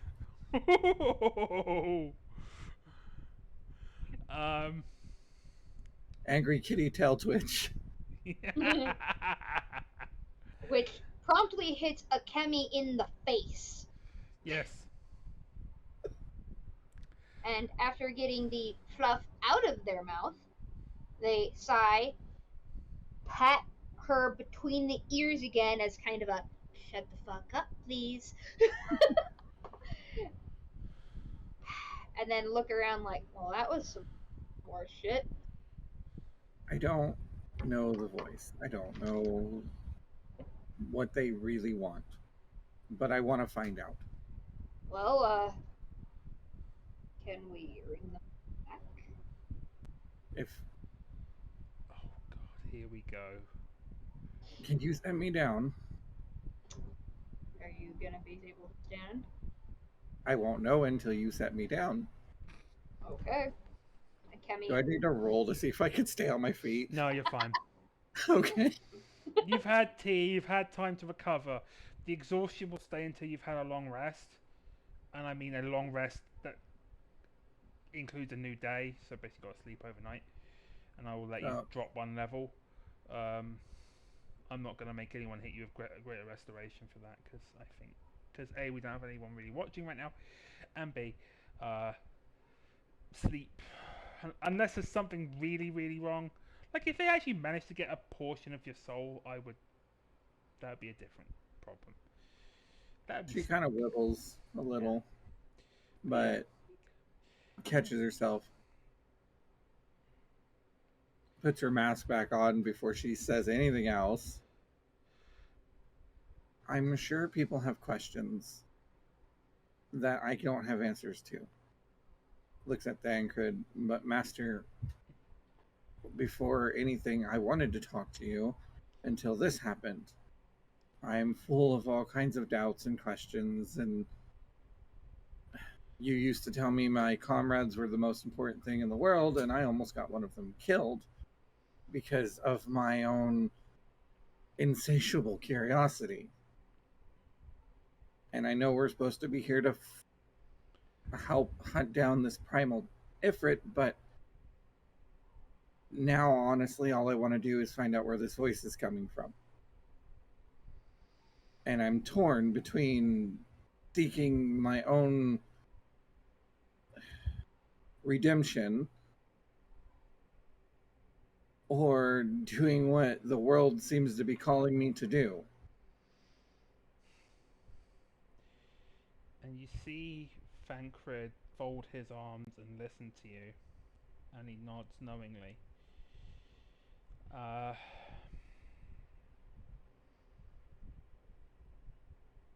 It's difficult, isn't it? Especially now.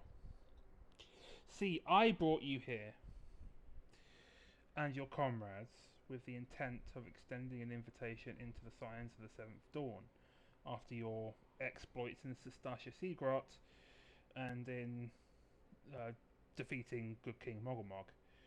And the moment he mentions that word, the four Mughals say, "Long may he reign, Kupo!" They stop panicking. They stop panicking long enough to yell that in unison. Whether any of you do anything to shut them up is up to you, but they chant "Long may he reign, Kupo" as soon as the king is mentioned.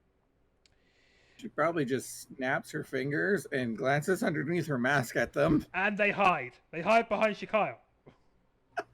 At the same time, Akemi is also giving them the dirtiest of looks. They are visibly shaking behind Shikyle.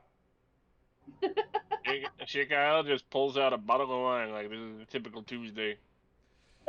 In this group. The Beagle, while the Beagle tries to snatch it, it fails. I'm not even gonna roll because I don't. Because it's just like I think I need a different kind of deal, and isn't gonna get it. I'm sorry, I'm just imagining the Moogle trying to go for it and just getting bonked on the head with the bottom Probably, of it. that's, yeah. No, Shikyle, that might be what happens. But Thancred kind of opens his eyes and he pats Lily's head.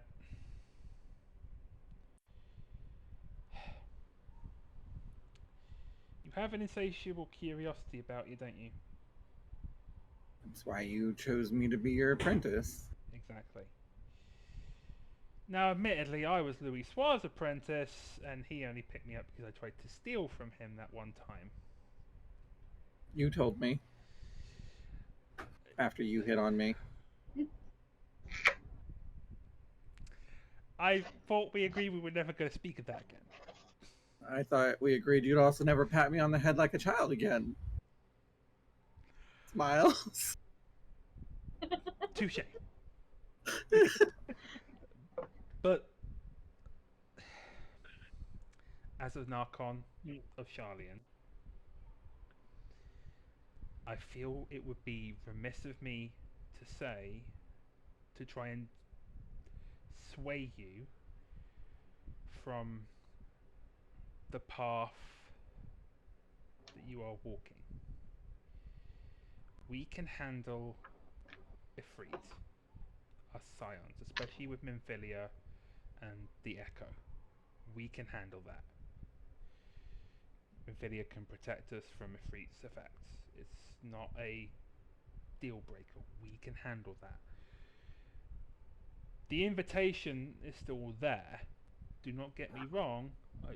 After your notable exploits across Eorzea already, you know, defeating one of the major lieutenants of the Serpent Reavers, defeating a god, the god the Mughals, and he kind of gives a dirty side eye to the four Moogles hiding behind Chicago. One of them was probably about to say something, and Chicago just wrapped her tail around its face. Yeah. Raoban chimes in. Mistress Memphilia may not be able to protect everyone, but I will be sending some of my best flames to make sure the Scions get out alive. So, if Master you... Van is no slouch in a fight. Oh no, I'm not. And you know, those of you who are looking at Fancred, notice he has 2 daggers. He has 2 ninja knives. Not kunai, but the way he holds them is very... Similar. Yes. Yeah, actually, he holds them backwards. Yeah, He's a rogue. He's a rogue. Okay. At this point in the timeline, he's a rogue. Trench knives? Hmm? Trench knives? Kind of. Yeah. Yeah. Okay. And you can and because of that, you can also probably guess that this Fancred at this point in timeline, honestly, Fancred at any point in timeline, is Fine. very espionage and like black ops trained, which is odd for a man of knowledge. However, that's what he studied in Sharlayan. He studied the blade, and he studied sneaking, and he studied how to effectively steal from people, from bad people, not from good people. I mean, if you think about it, espionage is actually an important thing to study if you want for knowledge. Exactly. So he's a Skyrim sneak archer. Got it. Basically. Pretty much. That Um, later becomes a tank? Yes. But we'll cross that bridge when we come to it. Are we gonna cross it or are we gonna burn it? We're probably going to run across it as it's burning, screaming. Yes. You're not wrong. So knowing us. yeah, knowing you You're gonna guys. blow it up with dynamite. Yep. So Peter Jenkins. back to what Fancred is saying. She twitches her tail and thought, I know a good place to start, but I need help getting into it. It's the Crystal Tower. The elegant structure out in Mordona, where the Saints of Saint Konak are studying. The place you told me not to go because my eye would interfere with their research. This is going. He kind of pinches the bridge of his nose and. You know something. You've got that face like you know something. That place. The reports coming from the Saints. Well.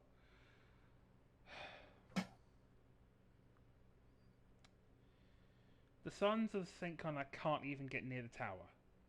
There apparently are energy barriers that disintegrate anything that gets even near it.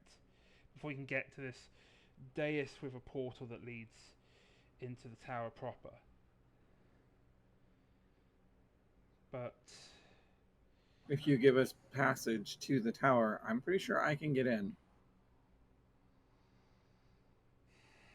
After I rest. Wobbles. he puts a hand on his neck and he thinks. It's the only lead I've got. The more she wobbles, Fang just sits by her and kind of leans his forward. The spell used required enormous amounts of ether. Enormous. Like, more than summoning a primal amounts of ether. Like, if we were to summon every primal known to man all at one time, if you get my meaning, it would need a conduit. It would need something to channel. There's only one structure in all of our research that has come even close, and that is the Crystal Tower. If you can think of something better, then by all means. I can't. Then that's Honestly, where I need to go. the only thing that I can think of is the spell Master Louis Soir invoked on June the 6th. Sorry, the 7th. You know the on cost Book of Empty. that spell. Well, yes. But I'm pretty okay, sure you don't be performing that spell. no, far from Okay. it. Technically, it's a sales. Anyway, I'm getting off subject. Reaches through a bag. He would notice the little void portal. He raises an eyebrow at that. Pulls out a book. And if I don't succeed, can you submit this on my behalf? It was my report to Charlian to try and get my Archon status. It's my thesis on ethereal morality. You mean your argument with Guy back in... They're not arguments in Charlian, they're debates. And in Yeah. Charlian, people are more open-minded about that sort of thing. Yeah, well, you weren't in Charlian. You were in Gridania. Need not remind me that I almost killed you. You didn't, though. This sounds like a story you need to tell me after you've recovered. You'd be both 1 part mad, 2 parts proud, I'm sure. She pissed off a primal. She just, To the point I got struck by lightning. And you survived? Wait, primal lightning? Oh, Ramu? Did you piss off Ramu? Oh, Yeah, I that's need a to mess t- we're gonna have to clean up another God. day. I need to tell Memphilia, and I need to tell Ida and Papalimo. At least now we know he's there, because, you know, if it wasn't for me. Gridania's their patch. I'll have to link shell them and tell them that Ramu is up to something. Striking my friends with lightning. Yes. I'm surprised you survived. It tickled. You almost died. Tickled, you say? I didn't, though. No. Barely. This is why I've also picked up the skill for alchemy and ingredients to work on healing potions. Good. Prep. You've always taught prep. You know, because of your proficiency. The other Batman. Anyways, I don't see why we can't both do what you need to do and chase down whoever the fuck tried to kill you. And also squish a bug. If it's not a bug, he's another primal, and he's not like the last one. If you In the read way, bug. he's extremely powerful, aggressive, and very prone to just explosions. And I'm not. Not on the same level, no. And I'd rather you not die. I've come to kind of like you. At that, Akemi just grins. Like the cockiest grin possible. You know, and actually having people that are willing to travel with me. Plus, going to the Crystal Tower is no small feat in itself. First, we have to go to Mordona. Then, we have to travel from there to the site, or the research site. And then we got to find a way into the tower. And you have to remember that there is an Imperial castrum in Mordona, so we can't just fly in. That, too. Freaking Imperials. Imperials. Just fucking great. And as soon as they figure out that we found a way into the Crystal Tower, I'm sure they're going to try and be all over that. Plus, takes off her mask. If they ever find out about this, points to her red eye, I'm probably going to be one of their top targets. I mean, I'd be on that list too. Kemi just kind of shrugs and flashes the emblem on their armor. You're Almegan. Yep. Well, I don't think the Imperials like anybody in our group. Care to Nope. explain that further? Nope. Do you have- Not. If they get a hold of my eye, then they'll be able to access any ancient Allegan technology at their leisure. And I'm not talking the small stuff.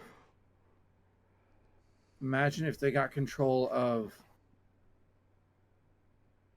their vast weapon systems or things like that.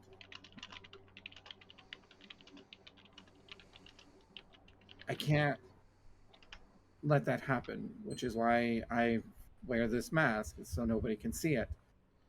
My master, Thancred, as you are well aware at this point, has always warned me about the Imperial danger and what might happen if they grab a hold of me.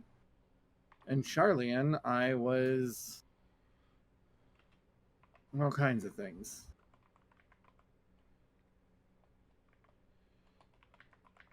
So we have Almegan, Royal Bloodline, and whatever you are, looks at her fellow Makote. You mean besides forever drunk? Usually people drink to forget something. Oh dear. Is Shikyle drinking to forget something? Yep.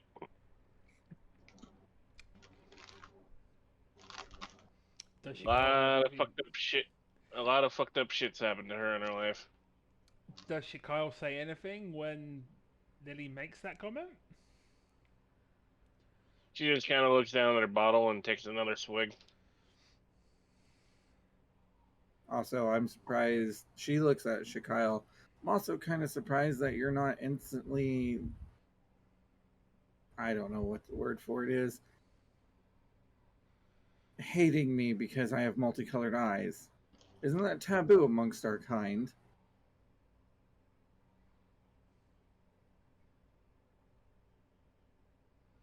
I wasn't raised amongst our kind, I'll give you that much. I'm almost relieved to hear it. I know we don't necessarily get along, and I've done very little to understand you, but I will protect both you and Akemi the best of my abilities from this point on, and try my best not to put your lives in danger any more than necessary. That being said, I would still very much like your support and help on this endeavor, because I know I'm going to need all the help I can get. Here's a question. Are things like contact lenses and stuff in the world? I've actually seen them mention that. I mean, they have glasses. They have glasses, yeah, but they don't have contacts in 14. I've never seen contacts. Ever. I'm gonna say because my disguise kit has props, there is a chance that she would have like multicolored lenses.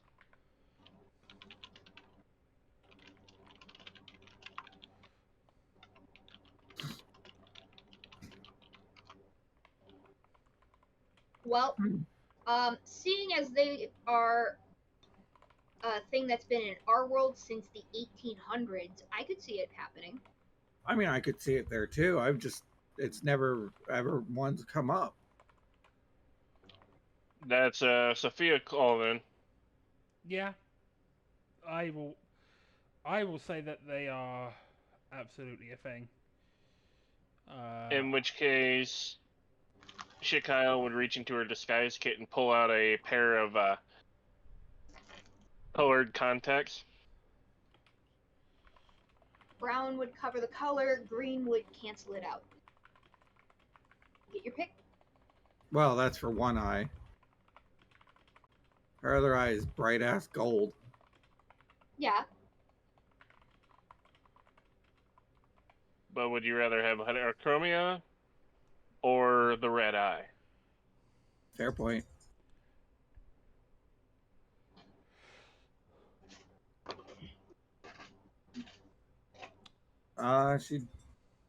Yeah, pick a color. I don't know which one to. You said green or brown? It depends. It depends because depending on how they're made, they can completely color the colors. That's true too. Good point. A good pair of um of these alchemically made contact lenses would be able to cover up the red eye pretty effectively. I'd Okay. say. Only if they're like really looking would they be able to see through it. Yeah. Someone would have to be able to. They would also have to be aware to look. Yes. Yeah. They would be at basically a disadvantage to figure out that you're an Allegan straight off the Okay. bat. Unless you did something overtly Allegan, like you manipulated a piece of tech without doing something to it. Basically, if you did something technical without Hacking in. hacking it in or researching it first or what have you, you would be able to. Yeah, that would be an automatic. Hey, what the fuck? But if they just That would be a looked at you- tell. That would be a tell. Yeah. Or like if she gets scanned and the freaking Allegan tech goes, "Oh, welcome, member of the royal bloodline." Yeah. Blah blah blah blah blah. Yeah. If a node scans you, it's like, oh yes, you're part of the royal bloodline. You may enter. Or- She'd look at the contacts, look at them confused. She's never seen them before. You want me to wear these? If your eye color is a problem, then just hide them. Not a bad idea. Actually. And not behind just a mask. To be fair, the mask does draw attention to you that we may not want. Fine. You have a point. You definitely have a point. She would take the contacts. No.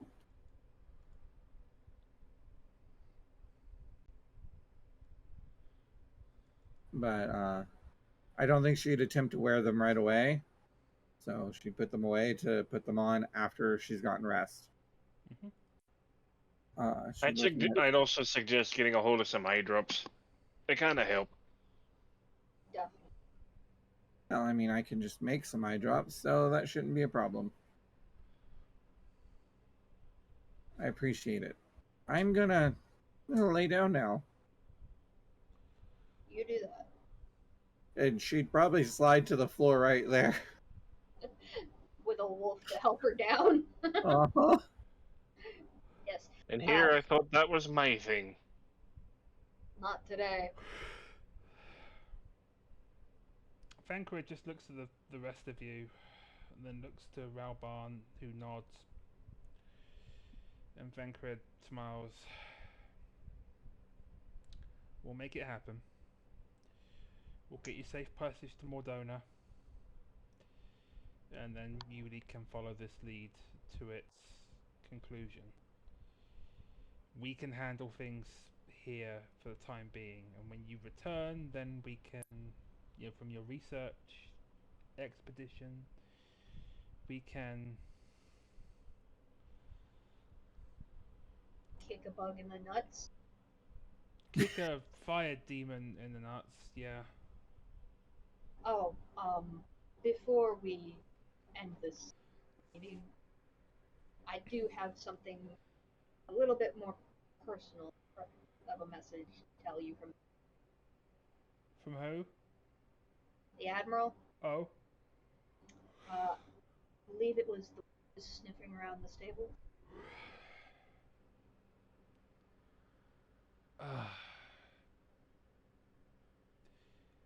A joke with meaning. So a joke in poor jest. But I know what she means. She's warning us about the Empire. Ugh, not again. Then again, you lot are gonna have to be careful in Mordona. Don't go near Castrum Sentry. Yeah. Eesh. Did it like the plague. Typically, the Empire don't give the folks at Revenant's Toll much problems. I'll be honest there. But You can never be too careful with him. right, and if you go off the beaten path a little bit, you might find yourself being accosted by an Imperial squad.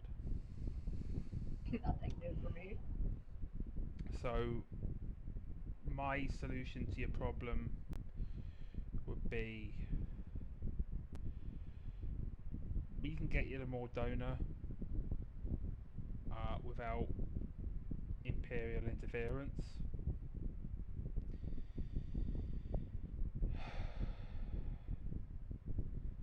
In fact,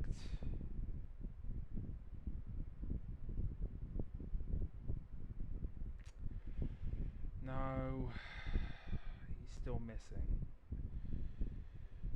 If we had him, he'd be able to.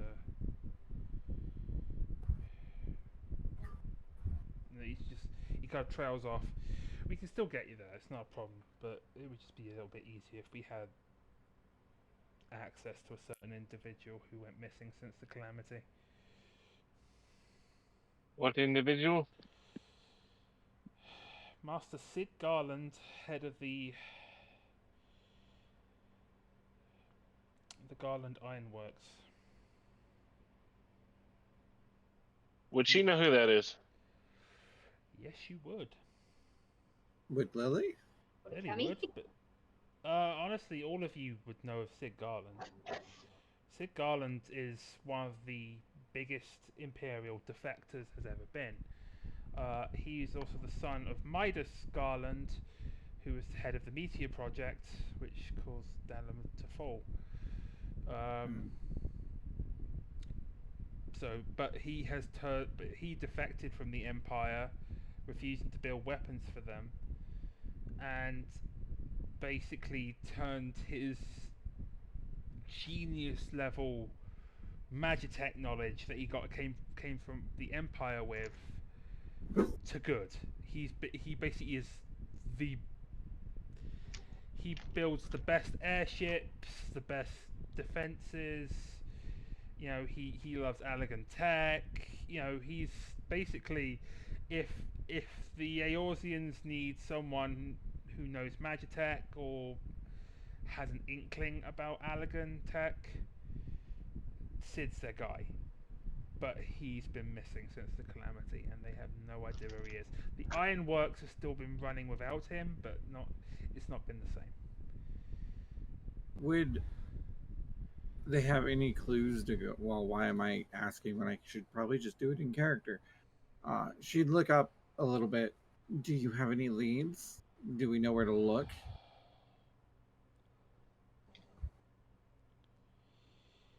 Thancred at this point chimes in. You know, it's funny.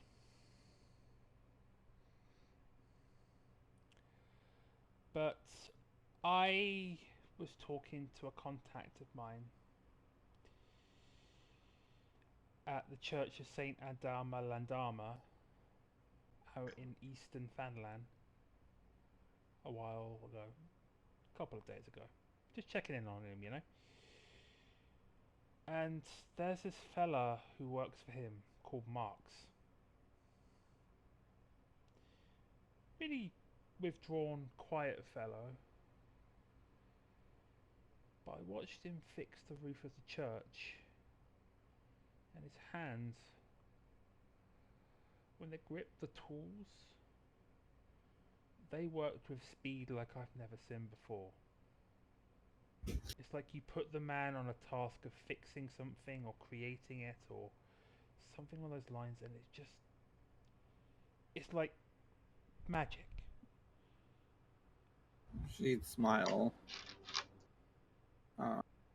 And let me guess. But when I asked, here's the thing: when I asked Marx about why he's so good at fixing things, he has no recollection. I didn't think to press further because I didn't want to traumatize the poor fellow in case. I mean, he is a survivor of the calamity. Thankfully, kind of. Really, Master Thangrid? Ugh. And she starts laughing. You didn't, don't get me wrong, you're a wonderful mentor, but sometimes you're stupid. I'm smart in the right ways, Lily. Yeah, like not dying, but Yes. SMRT. Well, in that case, I think you may need to go and have a chat.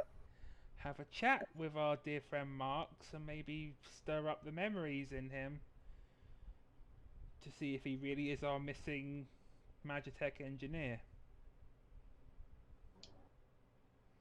And if a chat doesn't work, I have an idea. Okay. Let's go break it from here. What did this Mars look like anyway?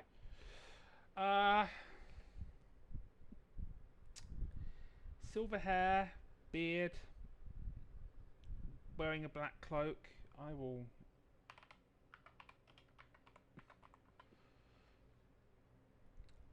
will find you an image. Why is it?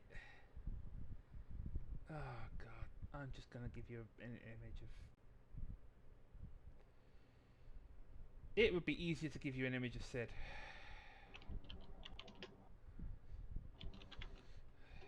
Honestly. Oh, no. I've got a good one that actually works.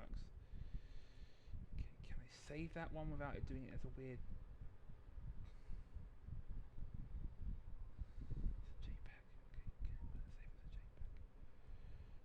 Okay, it's not going to save it as a JPEG. Last time I tried to save a picture from there, it did something stupid. Save images. Okay, whatever. I'm going to try it. Sid.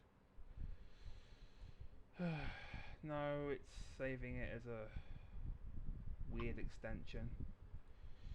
Anyway, yeah, but I can describe it from here. Yeah, white beard, short white hair.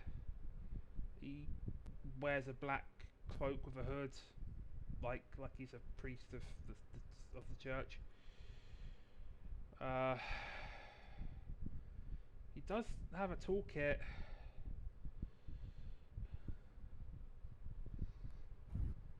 With him as well.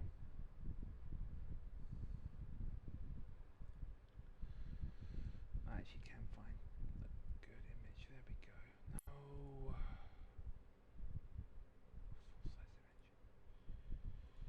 I actually just want to make sure I do this because this is actually a handy feature. Why?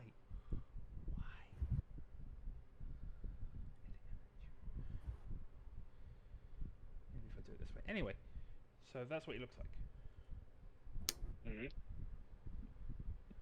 There. I found a way to do it.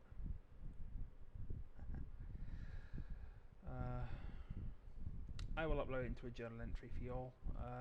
But yeah. That's what he looks like.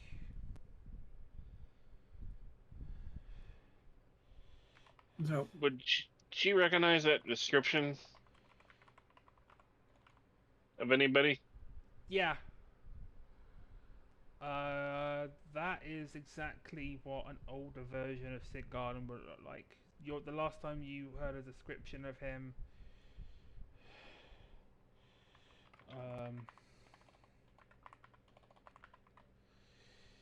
was when he was younger without a beard and slightly longer hair. More kind of flicked out. But now he's like 7 years on, he's aged quite a bit, and he has the beard and everything. So yeah.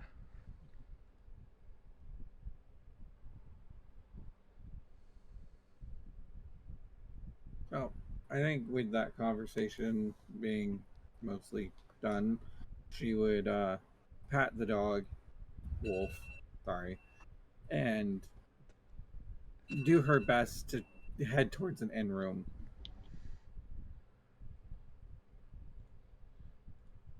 And as she's heading, she'd be like, I'll see about getting us transportation after we've rested. If I remember correctly, there's a good chocobo stable here. And just for the... At the mention of chocobos, Akemi just seems to jolt and be like, "I'll walk." That would be inefficient. I'll walk. So the big brave warrior's afraid of a bird. Over.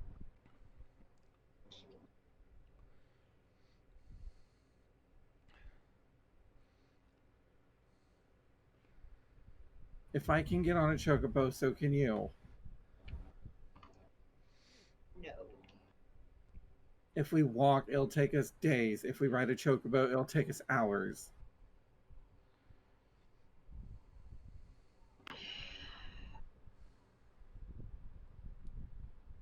Fine, I'll look for some other desert-based land creature that you can ride upon. Maybe I'll go round up a sand lizard. Are camels a thing? No. No. No? Oh, damn. You could tame a bat, not tame necessarily, but harness a basilisk or something along those lines. A paste, maybe. My live message. Or a drake. I mean, they had the drake mount.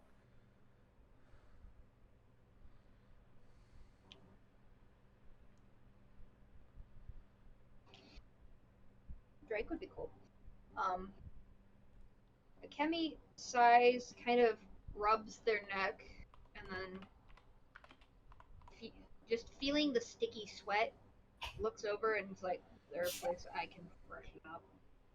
The same place I can find a bed. I'll have rooms made up for you and down in the quicksand. All for all of you. I'm sure Mistress Mamodi won't mind, especially as it's coming from me and from my own coffers. Then again, she'd probably give it. She's the one person who'd probably give me rooms free of charge, but it don't really matter.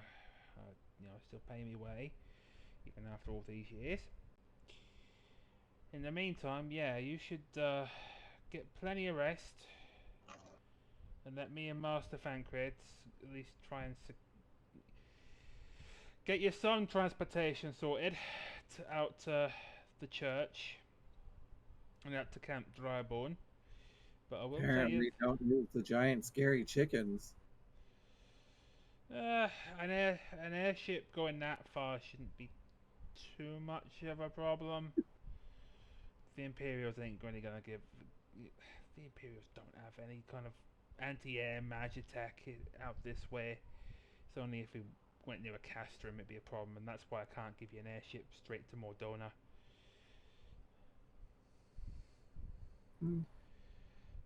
But an airship to go find Sid, oh, now that we can do.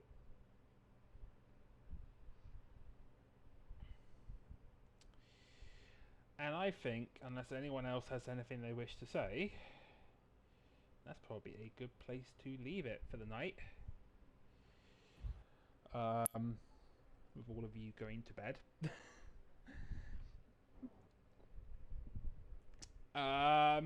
Yeah, so next session we're on the hunt for Sid. I wasn't quite expecting that, but I have a plan in mind now. You set this in motion. I have set this in motion. I have set a plan in motion. Anyway. No, I need to remember that next time before we leave the city. If my mask draws unwanted attention, my Charlene attire does too. I mean, Shikayo is a weaver. She could probably make you or something or alter stuff. Alterations would probably be the best. Mm-hmm. Might have to have a sit down with Shikyle and discuss wardrobe. Though if Shikyle offers any dancer outfits, I think Lily will try to run. Anyway,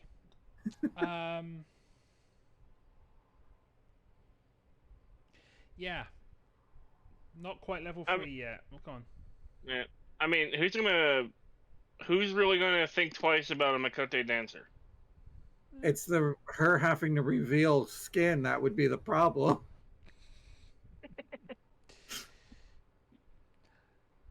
Not quite level 3 yet. Nearly there. Maybe 1 or 2 more sessions, depending on what happens. Anyway, so Pick a that's it. fight this time. Yeah. I don't know. Maybe you will have to fight something again. I don't know. We'll see. We'll see how it all goes. Fight these nuts. Yeah. So thank you all for watching, listening, spending some points on us. I'm pretty sure that Artemis is doing Artemis things, so we can't raid. So I will send a message to Artemis to desummon the bot. But otherwise, we shall hopefully see you next week with this lot on the hunt for Sid. I'm trying to. What did I say this episode name was going to be? I had one idea. Curse of something. Yeah. Oh, the only one that I came up with was Curse of the Bloodline, but then Pure had one that was Makote's curse. yeah, Curse Makote. That was what it was. Cursed Makote. Yeah.